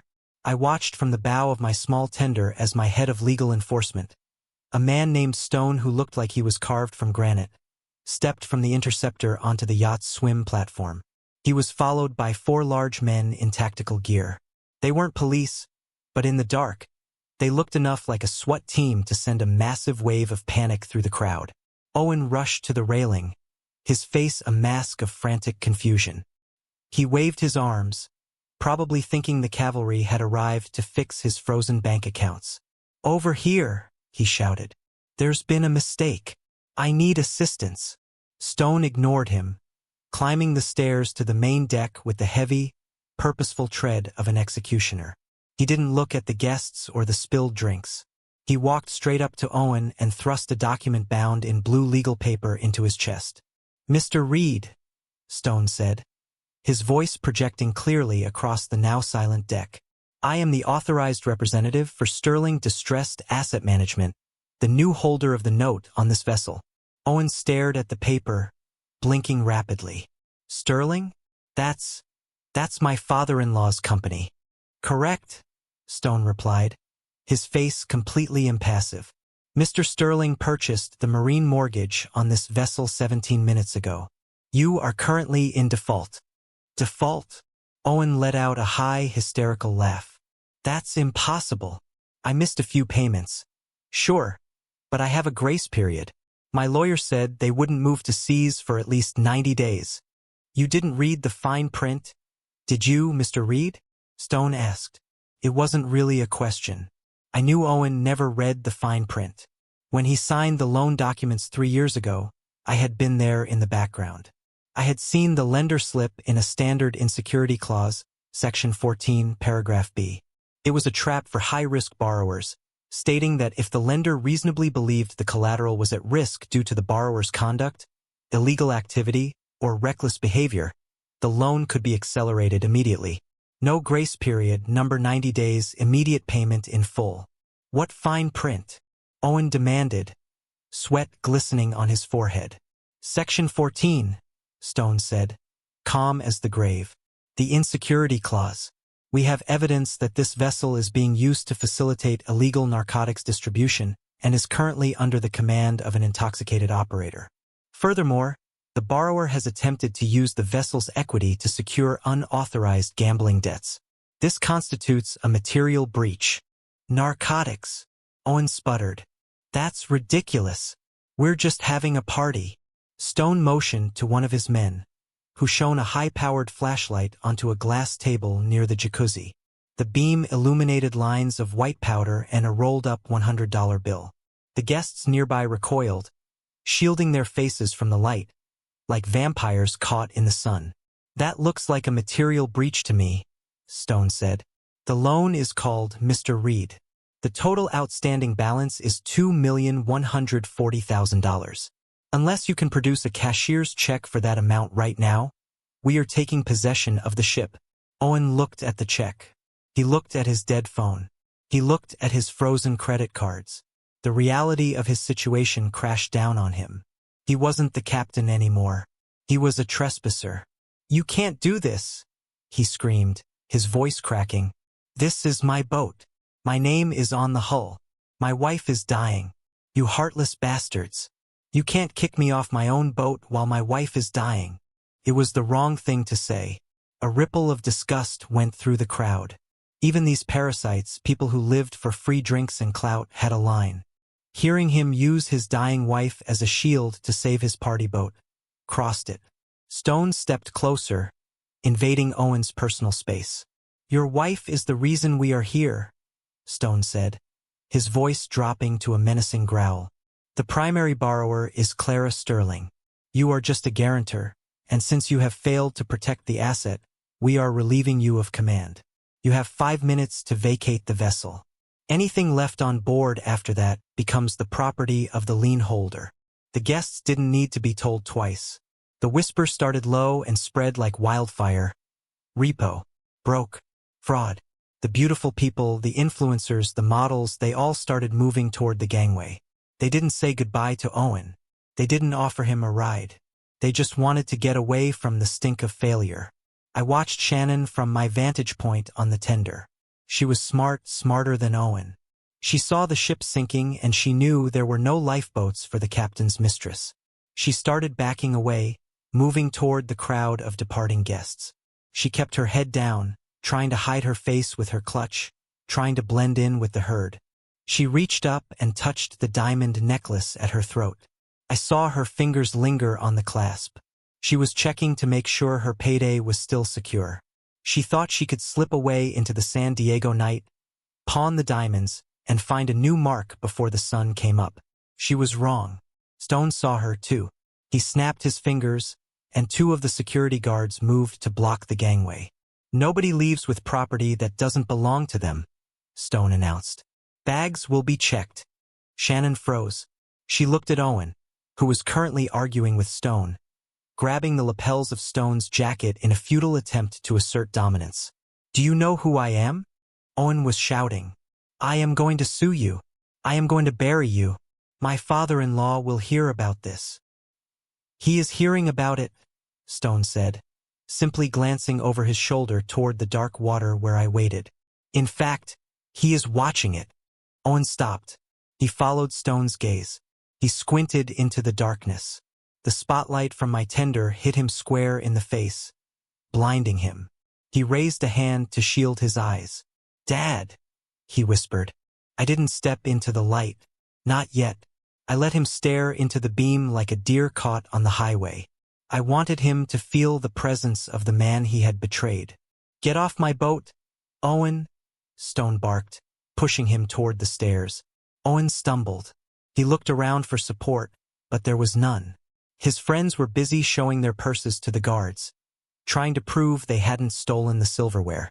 His kingdom had collapsed in 10 minutes flat, but he still had one card to play, or so he thought. He looked for Shannon. He looked for his partner in crime, his confidant, the woman who held the secrets to the murder plot. Shannon, he yelled. Shannon, call your lawyer. Tell them what is happening. Shannon didn't turn around. She was near the front of the line, trying to push past a model in a silver dress. She kept her head down, ignoring him completely. Shannon! Owen screamed, his voice tinged with panic. Don't leave me! She turned then, just for a second, and the look on her face wasn't love. It wasn't loyalty. It was pure, unadulterated loathing. She looked at him like he was a stain on her shoe. She realized he wasn't the golden goose anymore. He was dead weight, and Shannon didn't carry dead weight. She turned back to the guard and opened her purse, showing it was empty of ship property. But she kept her hand on her neck, covering the diamonds. She was about to walk off the boat. She was about to escape. I picked up the radio handset on my boat. Stone, I said, my voice amplified by the speakers on the repo vessel, booming across the water like the voice of God. The necklace. Stone nodded. He pointed at Shannon. Miss, he said, the necklace. It is listed as collateral on the personal loan Mr. Reed defaulted on. Hand it over. Shannon went pale. She looked at the necklace, then at the dark water, then at the guards. She was cornered. Brody gave it to me, she screeched. It is a gift. It is stolen property, Stone corrected. Take it off, or we call the police and add grand larceny to the list of tonight's entertainment.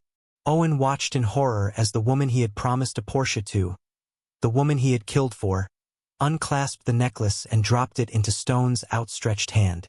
She didn't look at Owen. She spat on the deck right in front of him. Then she ran down the gangway, her heels clicking, a frantic rhythm of retreat.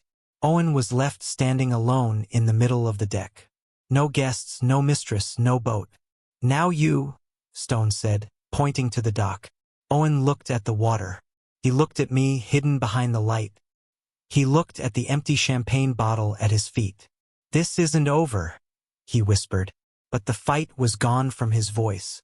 He walked down the stairs. His shoulders slumped, a king in exile.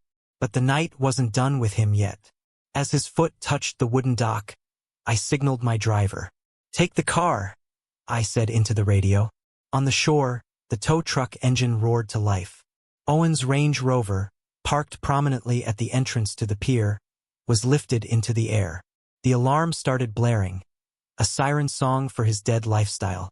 Owen watched his car drive away. He reached into his pocket for his phone instinctively. Then he remembered it was a brick. He stood there shivering in the cool ocean breeze. No ride, no phone, no money, no boat. He was exactly where he belonged. Nowhere. But I knew where he would go next.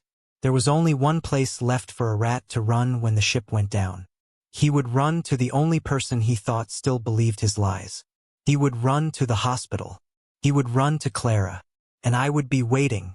The megaphone crackled with a burst of static before Stone's voice rolled over the deck of the yacht like a thunderclap, silencing the last whispers of the few remaining guests who were lingering by the bar, hoping for one final, free drop of alcohol. All non-essential personnel must disembark immediately. This vessel is now private property under the jurisdiction of Sterling Distressed Asset Management. You have 60 seconds to vacate the premises, or you will be treated as trespassers and handed over to local law enforcement. The threat of arrest was the final motivator. The stragglers dropped their half-empty glasses on the teak deck and scrambled toward the gangway, pushing and shoving in a desperate bid to distance themselves from the disaster unfolding before their eyes. But Owen didn't move. He stood center stage, his white suit stained with spilled champagne, his hair wild, his eyes manic. He was a captain who refused to believe his ship had already sunk.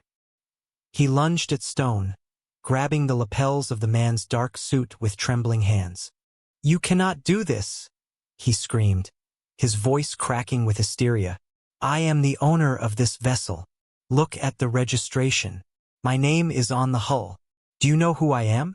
My father-in-law is Victor Sterling. He is the most powerful man in New York. If you touch me again, he will bury you.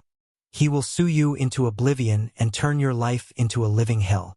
I watched from the shadows of my boat anchored just 50 yards away. The irony was so rich I could taste it. He was invoking my name, the name of the man whose daughter he had tried to murder, to save himself from the man who was currently destroying him. He thought I was his shield. He didn't realize I was the sword. Stone didn't flinch. He slowly peeled Owen's fingers off one by one, his grip like a vice.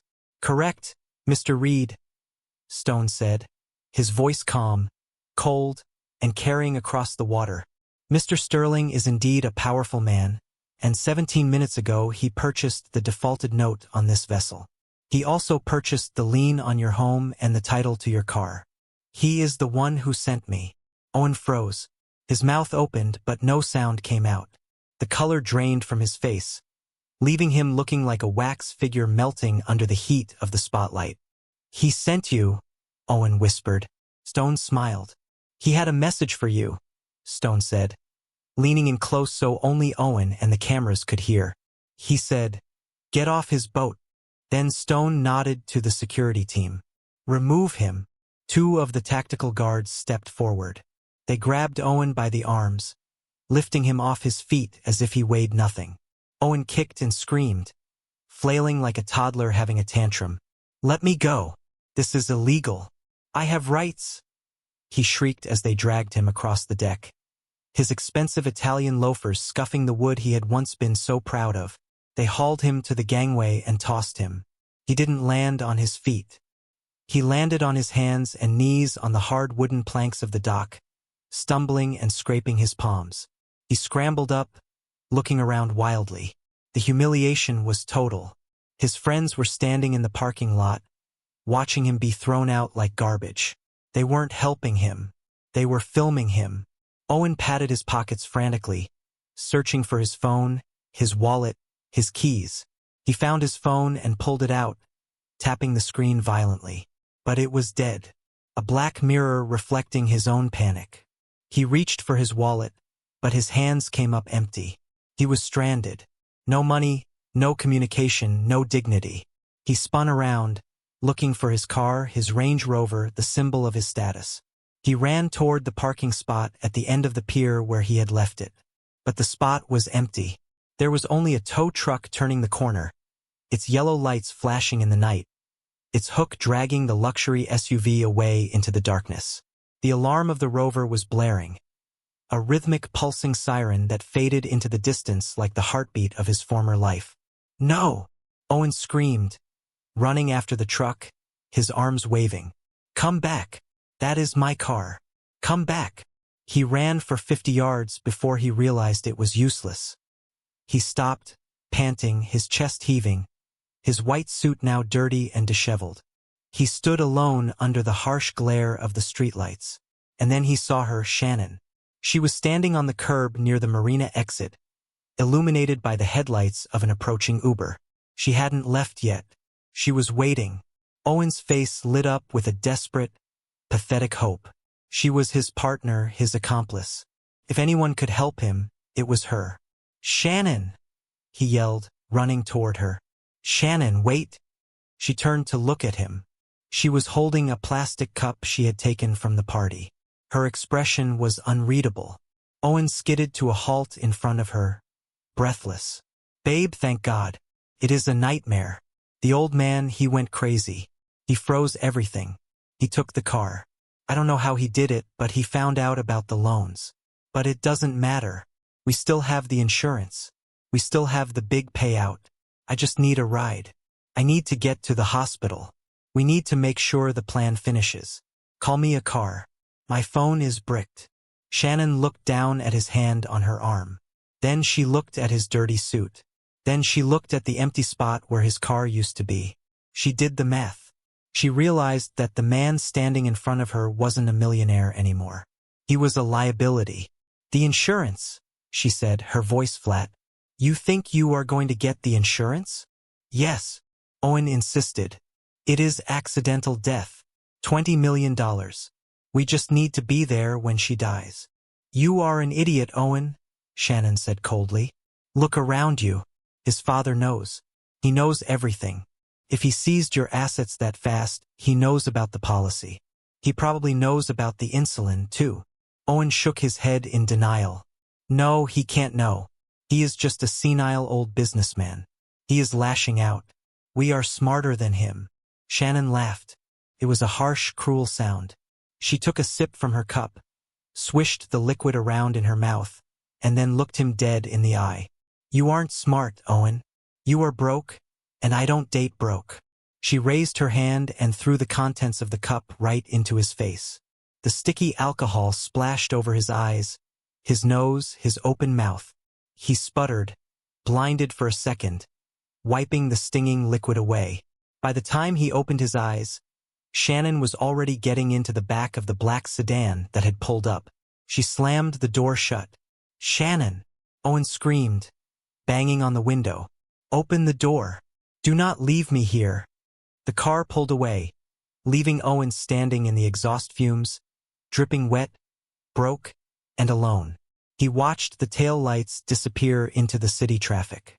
He stood there for a long moment, shivering in the cold night air. The adrenaline was fading, replaced by a creeping terror. He had nothing, no ride, no money, no allies. But then a final desperate calculation crossed his face. Clara. She was his last card, his only card. If she was still alive, there was a chance. If she died while he was her husband, he was still the legal beneficiary. No matter what debts I bought, no matter what cars I towed, the law was the law. Unless I could prove murder, he was still the heir. He wiped his face with his sleeve. He looked toward the city, toward the hospital. He started walking. Then he started jogging. Then he started running. He was running to the hospital. He was running to his wife. He didn't know that he was running into the final trap. He didn't know that the hospital room wasn't a sanctuary. It was a courtroom, and the judge, jury, and executioner were waiting for him by the bedside. I lowered my binoculars. "Follow him," I said to my driver. "Let him run. Let him get tired. I want him exhausted when he arrives. I want him to have no fight left when I deliver the final blow." The engine of my car purred to life. The hunt was entering its final phase. Owen stood on the curb of the Marina Access Road, waving his arms like a drowning man at every passing set of headlights. The Uber that had taken Shannon was long gone, and the few remaining cars leaving the parking lot swerved to avoid the disheveled man in the stained white suit stumbling into the lane. He looked pathetic. A king turned beggar in the span of an hour. Finally, a yellow taxi slowed down.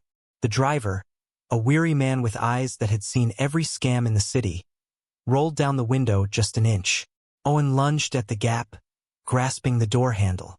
"Please," he gasped, his chest heaving, his breath reeking of expensive alcohol and sheer terror. "I have an emergency. My wife is dying at St. Jude's Sinai.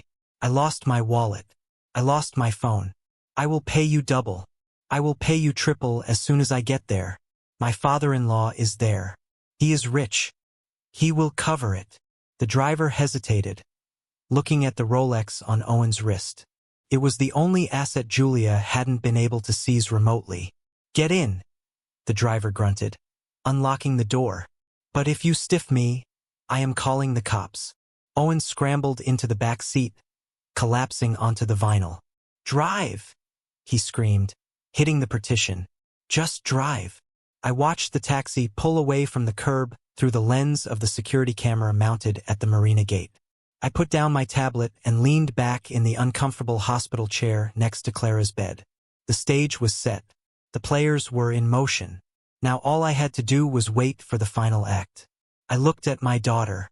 She was still sleeping, the deep chemical sleep of the coma, but her color was better. The monitors were steady. The nurse, the one who had helped save her life, was sitting in the corner quietly updating charts. She looked at me with a question in her eyes. He is coming, I told her. When he gets here, do not say a word, just watch. 20 minutes later, I heard the commotion in the hallway. It started at the nurse's station. Shouting, the heavy thud of running footsteps. Owen wasn't just walking, he was sprinting. He had stiffed the taxi driver, jumping out of the moving cab at the emergency entrance and running through the sliding doors before the driver could even put the car in park. The door to room 402 flew open with a bang that made the monitors jump. Owen stood in the doorway, framing himself like the tragic hero of a melodrama. He looked like a train wreck. His hair was a bird's nest of sweat and wind. His white linen suit was gray with dirt from the dock, stained with champagne and spotted with the sticky residue of the drink Shannon had thrown in his face. He was panting, his chest heaving up and down so hard I could hear the wheeze in his lungs. He scanned the room wildly. His eyes landed on the bed. He saw the rise and fall of Clara's chest. He saw the monitors beeping steadily.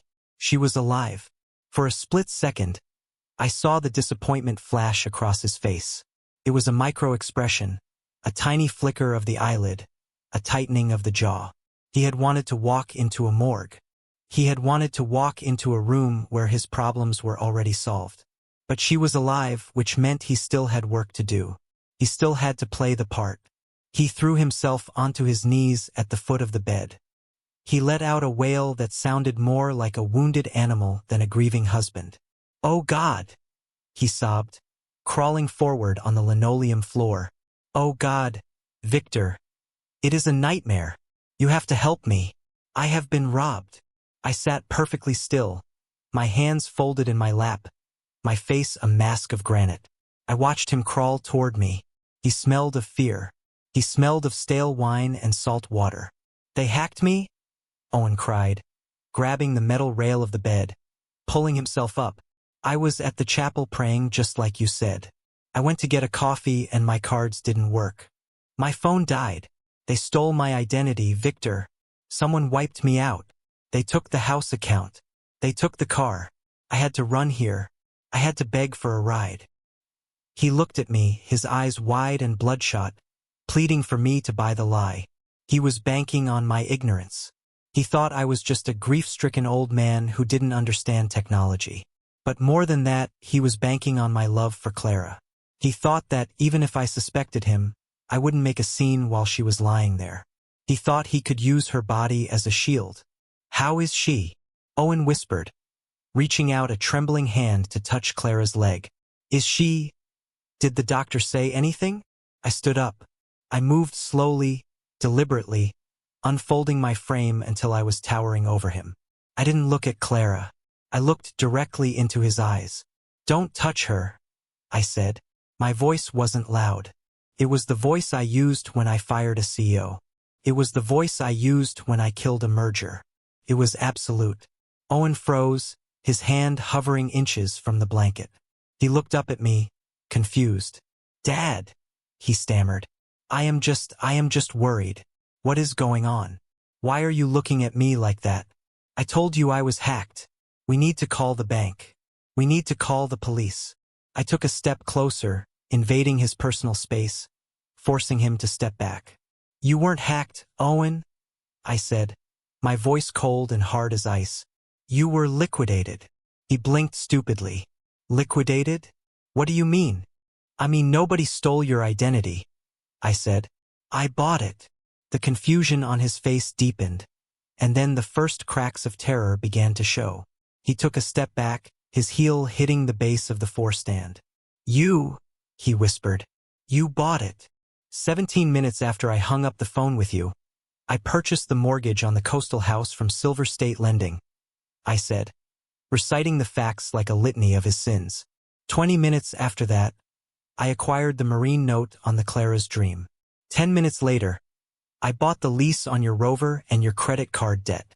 Owen shook his head, trying to process the information, trying to find a way out of the corner I had painted him into. "But why?" he asked, his voice trembling. "Why would you do that? I am family. You are a liability," I corrected him. "And I have a strict policy about liabilities. I write them off." I reached into my jacket pocket and pulled out a folded piece of paper. It was a printout of the drone photo. The one of him popping the champagne bottle. The one where he was laughing with his head thrown back, while the text message about his wife's impending death sat on his phone screen. I held it up in front of his face. "This is you praying at the chapel?" I asked. Owen stared at the photo. His face went gray. His mouth opened and closed, but no sound came out. He looked from the photo to me, and for the first time he realized that the old man wasn't senile. The old man wasn't grieving. The old man was the predator. "I saw you, Owen," I said, stepping closer, pushing him back toward the door. "I saw you celebrating. I heard you shouting, 'I am free!' I heard you promise your mistress a Porsche paid for with my daughter's life insurance." Owen's eyes darted around the room, looking for an exit, looking for a weapon, looking for anything. That is out of context," he sputtered, desperate. I was drunk with grief. I didn't know what I was doing. "Shannon. She manipulated me. Shannon is gone," I said. "She left you on the dock. She took the necklace, Owen. Eleanor's necklace. The one you stole from my daughter's neck before you pushed her down the stairs." The accusation hung in the air. I hadn't just accused him of fraud. I had accused him of attempted murder. He flinched as if I had hit him. "I didn't push her," he screamed, his voice cracking. "It was an accident. She fell. You can't prove anything. You are crazy. You are a crazy old man who is trying to ruin me." I smiled. It wasn't a nice smile. "You are right. I can't prove you pushed her. Not with a video. But I can prove you drugged her." I pulled out the second piece of paper. The lab report. I shoved it into his chest. "Insulin, Owen," I said. "Exogenous insulin. High levels. Enough to cause a hypoglycemic crash. Enough to make a healthy woman stumble and fall. We know about the injections. We know about Shannon. And the police are downstairs right now taking a statement from the nurse who drew this blood." Owen crumpled. The fight went out of him. He looked at the paper, then at the floor. The walls were closing in. He realized there was no insurance money coming. There was no house to go back to. There was no boat to sail away on. "You ruined me," he whispered, looking up at me with pure hatred. "You took everything." "I didn't take anything," I said, my voice dropping to a whisper. "I just repossessed it. You were never the owner, Owen. You were just a squatter, and now you are evicted." He looked at Clara one last time. A flash of something dangerous crossed his face. Desperation. If she was dead, he couldn't be divorced. If she was dead, the testimony would be harder. He took a step toward the bed, his hands curling into fists. "She is my wife," he hissed. "I have rights. You have the right to remain silent," I said, and then I signaled to the corner of the room. "You are not hacked, Owen, and you are not a husband anymore. You are just a man who missed a payment." I pointed to the door. "Get out." But he didn't move. He lunged. Not at the door. Clara. He realized in that split second that she was the only witness who could send him to prison for life. If he could just pull a plug, if he could just create a crisis, he might still have a chance. He screamed a primal sound of rage and threw himself toward the bed, his hands reaching for the ventilator tube. But he never made it because he forgot one thing. I wasn't alone in the room. Owen never touched the ventilator. He didn't even get close enough to feel the condensation on the tube. Before his fingers could close around the plastic, A voice cut through the air like a serrated blade. "Step away from the patient, Mr. Reed." It wasn't a request. It was an order delivered with the kind of authority that stops men dead in their tracks. Owen froze mid-lunge, his body contorted in a grotesque pantomime of violence. He spun around, wild-eyed and feral, to see where the voice had come from. The door to the ensuite bathroom, which had been cracked open just an inch, swung wide. Julia stepped out. She wasn't wearing her usual courtroom armor of designer clothes. She was wearing a simple dark suit that made her look like the Grim Reaper's legal counsel.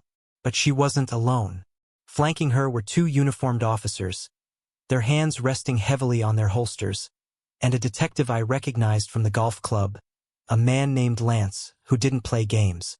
Owen stumbled back, crashing into the tray table, sending a pitcher of water shattering to the floor.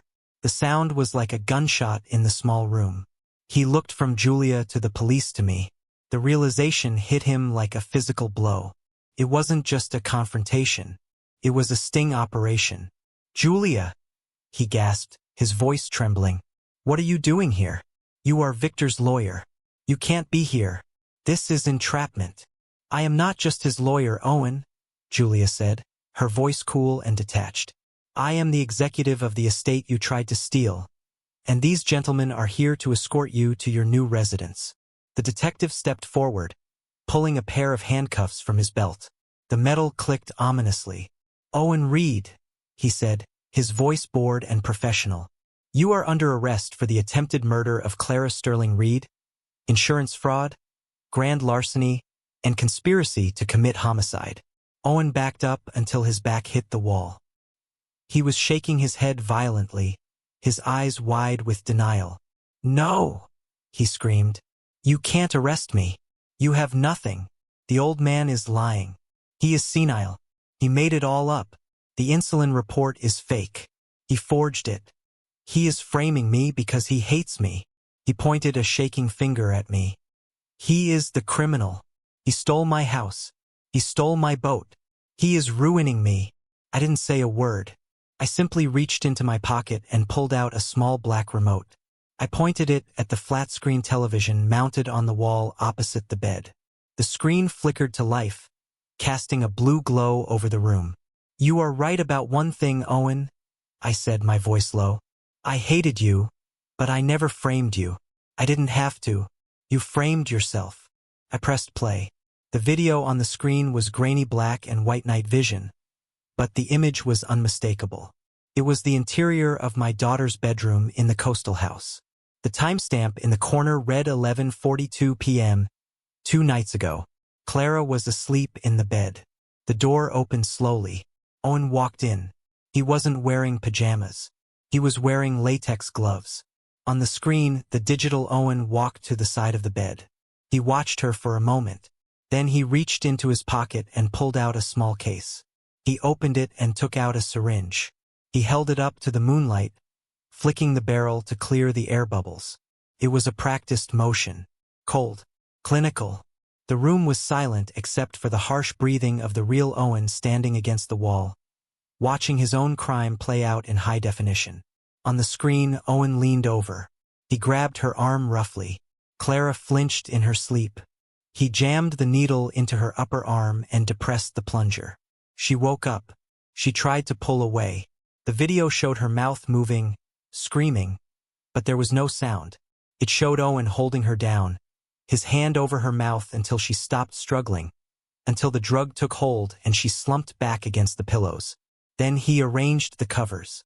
He took the syringe, put it back in his pocket, and walked out of the room. I paused the video on the frame of him leaving the room. His face was turned toward the camera. He was smiling. Owen stared at the screen, his mouth agape. "Where did you get that?" he whispered. "There are no cameras in the bedroom." I checked. "I swept the room for bugs." "You swept for bugs," I said. "You didn't sweep for a teddy bear." I pointed to the shelf in the video. A stuffed bear sat there, watching. "Clara called me 2 weeks ago. She was scared. She knew you were stealing. She knew something was wrong. I told her to protect herself. She bought a nanny cam, Owen, a motion-activated camera hidden inside a toy. She didn't trust you. And because she is my daughter, she was smart enough to set it to upload to a secure cloud server. I took a step toward him. She sent me the access key right before she passed out, I said. It took my tech team an hour to decrypt the files, but we got it. We saw everything. We saw you inject her. We saw you wait. We saw you drag her out of bed an hour later when she could barely stand and walk her to the stairs. Owen looked at the TV, then at me. The denial was gone. The arrogance was gone. All that was left was the raw, ugly face of a cornered animal. She set me up, he screamed, spitting the words out. She knew. She let me do it so she could ruin me. He wasn't sorry. He was furious that he had been outsmarted by the wife he thought was stupid. She ruined my life, he roared, his face turning purple. She baited me. She wanted me to fail. She never loved me. She just wanted to control me like you do. He pushed off the wall, his eyes locking onto Clara's unconscious form. The hatred in his gaze was so intense it felt like heat radiating across the room. You think you won? He yelled at her sleeping face. You think you beat me? He lunged. It wasn't a calculated move this time. It was pure, unadulterated rage. He wanted to hurt her. He wanted to finish what he started. He threw himself across the room, his hands reaching for her throat. Harper screamed. The police officers scrambled to intercept him, but they were caught off guard by the sudden explosion of violence. Owen was fast. He was younger than me, stronger than me, and fueled by the adrenaline of a man who knows his life is over. He cleared the distance to the bed in 2 strides. But I was waiting. I had been waiting for this moment since I saw the empty chair. I had been waiting for this since I saw the insulin report. I wasn't just a businessman. I was a father. And there is no force on earth more dangerous than a father protecting his child. I didn't step back. I stepped in. I intercepted him a foot from the bed. I didn't use a lawyer. I didn't use a contract. I used a right hook that I hadn't thrown since 1978 in a bar fight in South New York. My fist connected with his jaw with a sickening crack. It was the sound of justice. It was the sound of a debt being paid in full. Owen's head snapped back. His momentum stopped dead. He crumpled to the floor, crashing into the 4-stand, tangling himself in the tubes he had tried to weaponize. He lay there on the linoleum, groaning, blood pouring from his lip, dazed and broken. I stood over him, rubbing my knuckles. My hand hurt. It was a good hurt. The officers were on him in a second, dragging him up, slamming him against the wall, cuffing his hands behind his back. Get him out of here, I said, breathless but steady. Get him out of my sight before I finish the job. Owen spat blood at my shoes. You are old, he wheezed. You can't protect her forever. I will be back. I will get out on bail and I will come back. You won't get bail, the detective said, tightening the cuffs. Not with that video. That is capital attempted murder, son. You are going away for a long time. As they dragged him toward the door, Owen looked back at the TV screen where the loop of his crime was still playing. He looked at the evidence of his own monstrosity. She deserved it, he muttered. She deserved it. The door slammed shut, cutting off his voice. The room fell silent again, save for the steady beep of the monitor. I turned back to the bed. I expected to see Clara still sleeping, still unaware of the violence that had just erupted around her. But her eyes were open. They were glassy and weak, but they were open. She was looking at the door where her husband had just been dragged away. She was looking at me, and in her eyes, I saw a fire that matched my own. She hadn't just survived. She had witnessed. Dad, she whispered, her voice a dry rasp that sounded like sandpaper. I rushed to her side, grabbing her hand. Clara, honey, do not try to speak. You are safe. He is gone. She squeezed my hand. Her grip was weak, but it was there. I heard him, she whispered. I heard everything. She tried to sit up, wincing as the pain hit her. He didn't know, Dad, she said, tears forming in her eyes. Know what, honey? I asked, brushing the hair from her forehead. The insulin, she gasped. He used so much. But he didn't know. She looked at me, and the revelation she was about to make terrified me more than the knife or the needle. He didn't know I was pregnant, she said. The world stopped spinning. Pregnant? I have gestational diabetes, she wept. My blood sugar. It was already unstable. The insulin didn't just hurt me, Dad. Killed the baby. The sob that ripped from her throat was the sound of a heart breaking in real time. He killed his own child, she screamed. And he didn't even know it. I stood there frozen. The victory, the financial ruin, the arrest. It all turned to ash in my mouth. Owen hadn't just tried to kill his wife. In his greed, in his ignorance, he had murdered his own unborn child. The monster was gone. But the damage he left behind was infinite. The impact of my fist against Owen's jaw sent a shock wave up my arm that rattled my own teeth. It was a sensation I hadn't felt in 40 years. It wasn't the clean, sterile victory of a lawsuit. It was dirty. It was visceral. It was the only language a man like Owen understood. He crumpled to the floor like a puppet whose strings had been cut, tangling in the wires of the machines he had tried to weaponize against my daughter. The police officers were on him instantly, their knees pressed into his back, pinning him to the cold linoleum. The handcuffs clicked shut with a sound that signaled the end of his freedom. But the room was still vibrating with the violence of the moment. I rubbed my bruised knuckles, staring down at the man who had turned my life into a nightmare. He was spitting blood, groaning, trying to lift his head to shout more lies. Then, a sound cut through the chaos. It wasn't a scream. It was a voice, weak and raspy, but filled with a cold, terrifying clarity. Owen. The room froze. I turned slowly toward the bed. Clara's eyes were open. She wasn't looking at me. Her gaze was locked on the floor, on the man bleeding onto the tiles. Her eyes were not the eyes of a victim anymore. They were the eyes of a judge. She had been awake. She had been listening. Owen twisted his neck, straining against the officer's grip to look at her. Clara, he wheezed.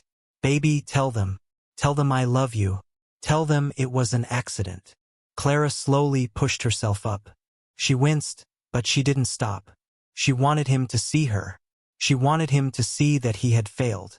You forgot one thing, Owen, she said, her voice gaining strength with every word. You thought you were so smart. You researched the insulin. You knew it would disappear from the blood. But you didn't read my chart, she whispered. You were too busy partying on the boat to notice that I went to the doctor 3 days ago. Owen blinked, confusion warring with the pain in his eyes. Chart? He stammered. What chart? I have gestational diabetes, Owen, she said. The words hung in the air, heavy and suffocating. When you injected me, when you pumped that massive dose of insulin into my system, my body didn't just react like a normal person. Crashed instantly. The paramedics saw the glucose levels immediately. The doctors knew within 5 minutes that it wasn't natural. You didn't create a mystery, Owen. You left a signature. Owen went pale beneath the blood and dirt on his face. I didn't know, he whispered. Clara leaned forward, her knuckles white as she gripped the bed rail. And there is something else you didn't know, she said. The reason I have gestational diabetes. I watched Owen's face. I saw the moment the realization hit him. His eyes widened until they were almost perfectly round. The baby, Clara said. Her voice broke, shattering into a million pieces. We were going to surprise you on your birthday next week. I was 12 weeks along. It was a boy. A boy. Owen stopped struggling. He went completely limp under the officer's hands. You killed him, Owen, Clara screamed, the sound raw and guttural tearing from her throat. The insulin caused a placental abruption. The crash, the fall. He didn't make it. The doctors couldn't save him.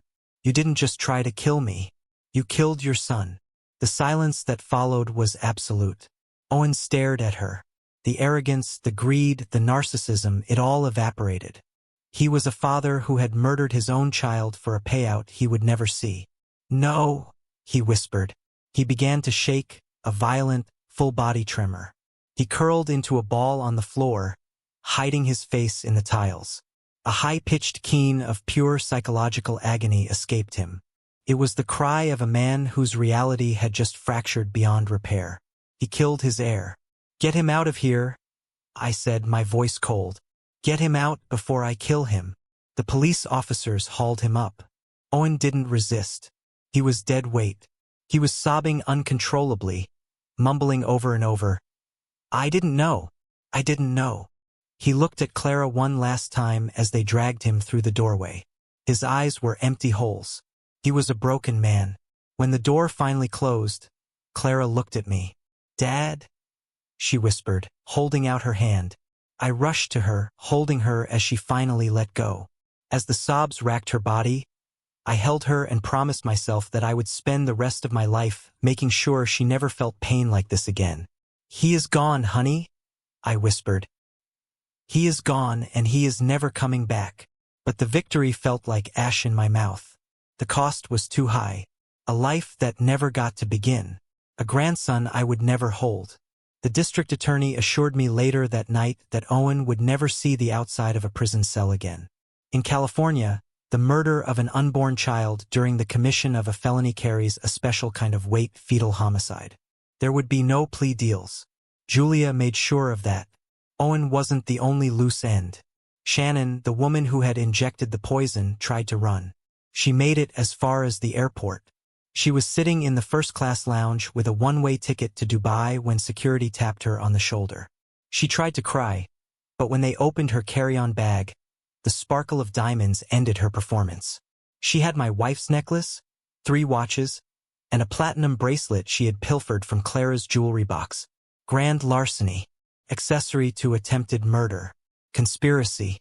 She was booked before her flight even boarded. In the weeks that followed, I went to work doing what I do best. Liquidation. I sold the coastal house, the fortress of lies. I sold the Range Rover to a scrap dealer just to watch it get crushed into a cube of metal. And the yacht, the Clara's dream, I had it hauled out of the water. I donated it to a marine biology institute to be stripped and sunk as an artificial reef. It sits at the bottom of the Pacific now, a home for fish and coral. The proceeds from the sales, every single cent, went to the neonatal intensive care unit at St. Jude's Sinai. I tried to buy life for other children since I couldn't buy it for my grandson. 2 months later, Clara was finally strong enough to travel. Los Angeles had nothing for us anymore.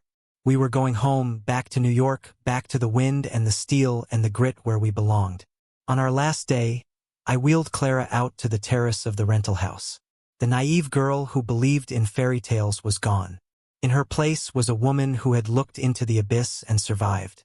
"You were right, Dad," she said, her voice soft but steady. "He loved the money. He loved the idea of me, but he never loved me. Not for a second. Money doesn't buy loyalty, does it, Dad?" she whispered. "It just rents people for a while. And when the rent runs out, they turn on you." I knelt beside her chair. "Money doesn't buy loyalty. It doesn't buy love. Can't buy back time, and it certainly can't buy back what he took from us. But money is a tool, Clara. It is a hammer, and if you know how to hold it, you can use it to build a wall to keep the monsters out. Or you can use it to crush them when they try to get in. Money bought the lawyers," I said. "Money bought the investigators. Money bought the debt that trapped him. Money didn't save you from the fall, Clara, but it bought the justice that buried him. Never apologize for having it. Just never forget what it is for. It is a weapon, and you need to be the one holding the handle, not the blade." She looked at me, and for the first time in months, I saw a flicker of the old Clara, but it was tougher. "Let's go home, Dad," she said. "I am done with the coast."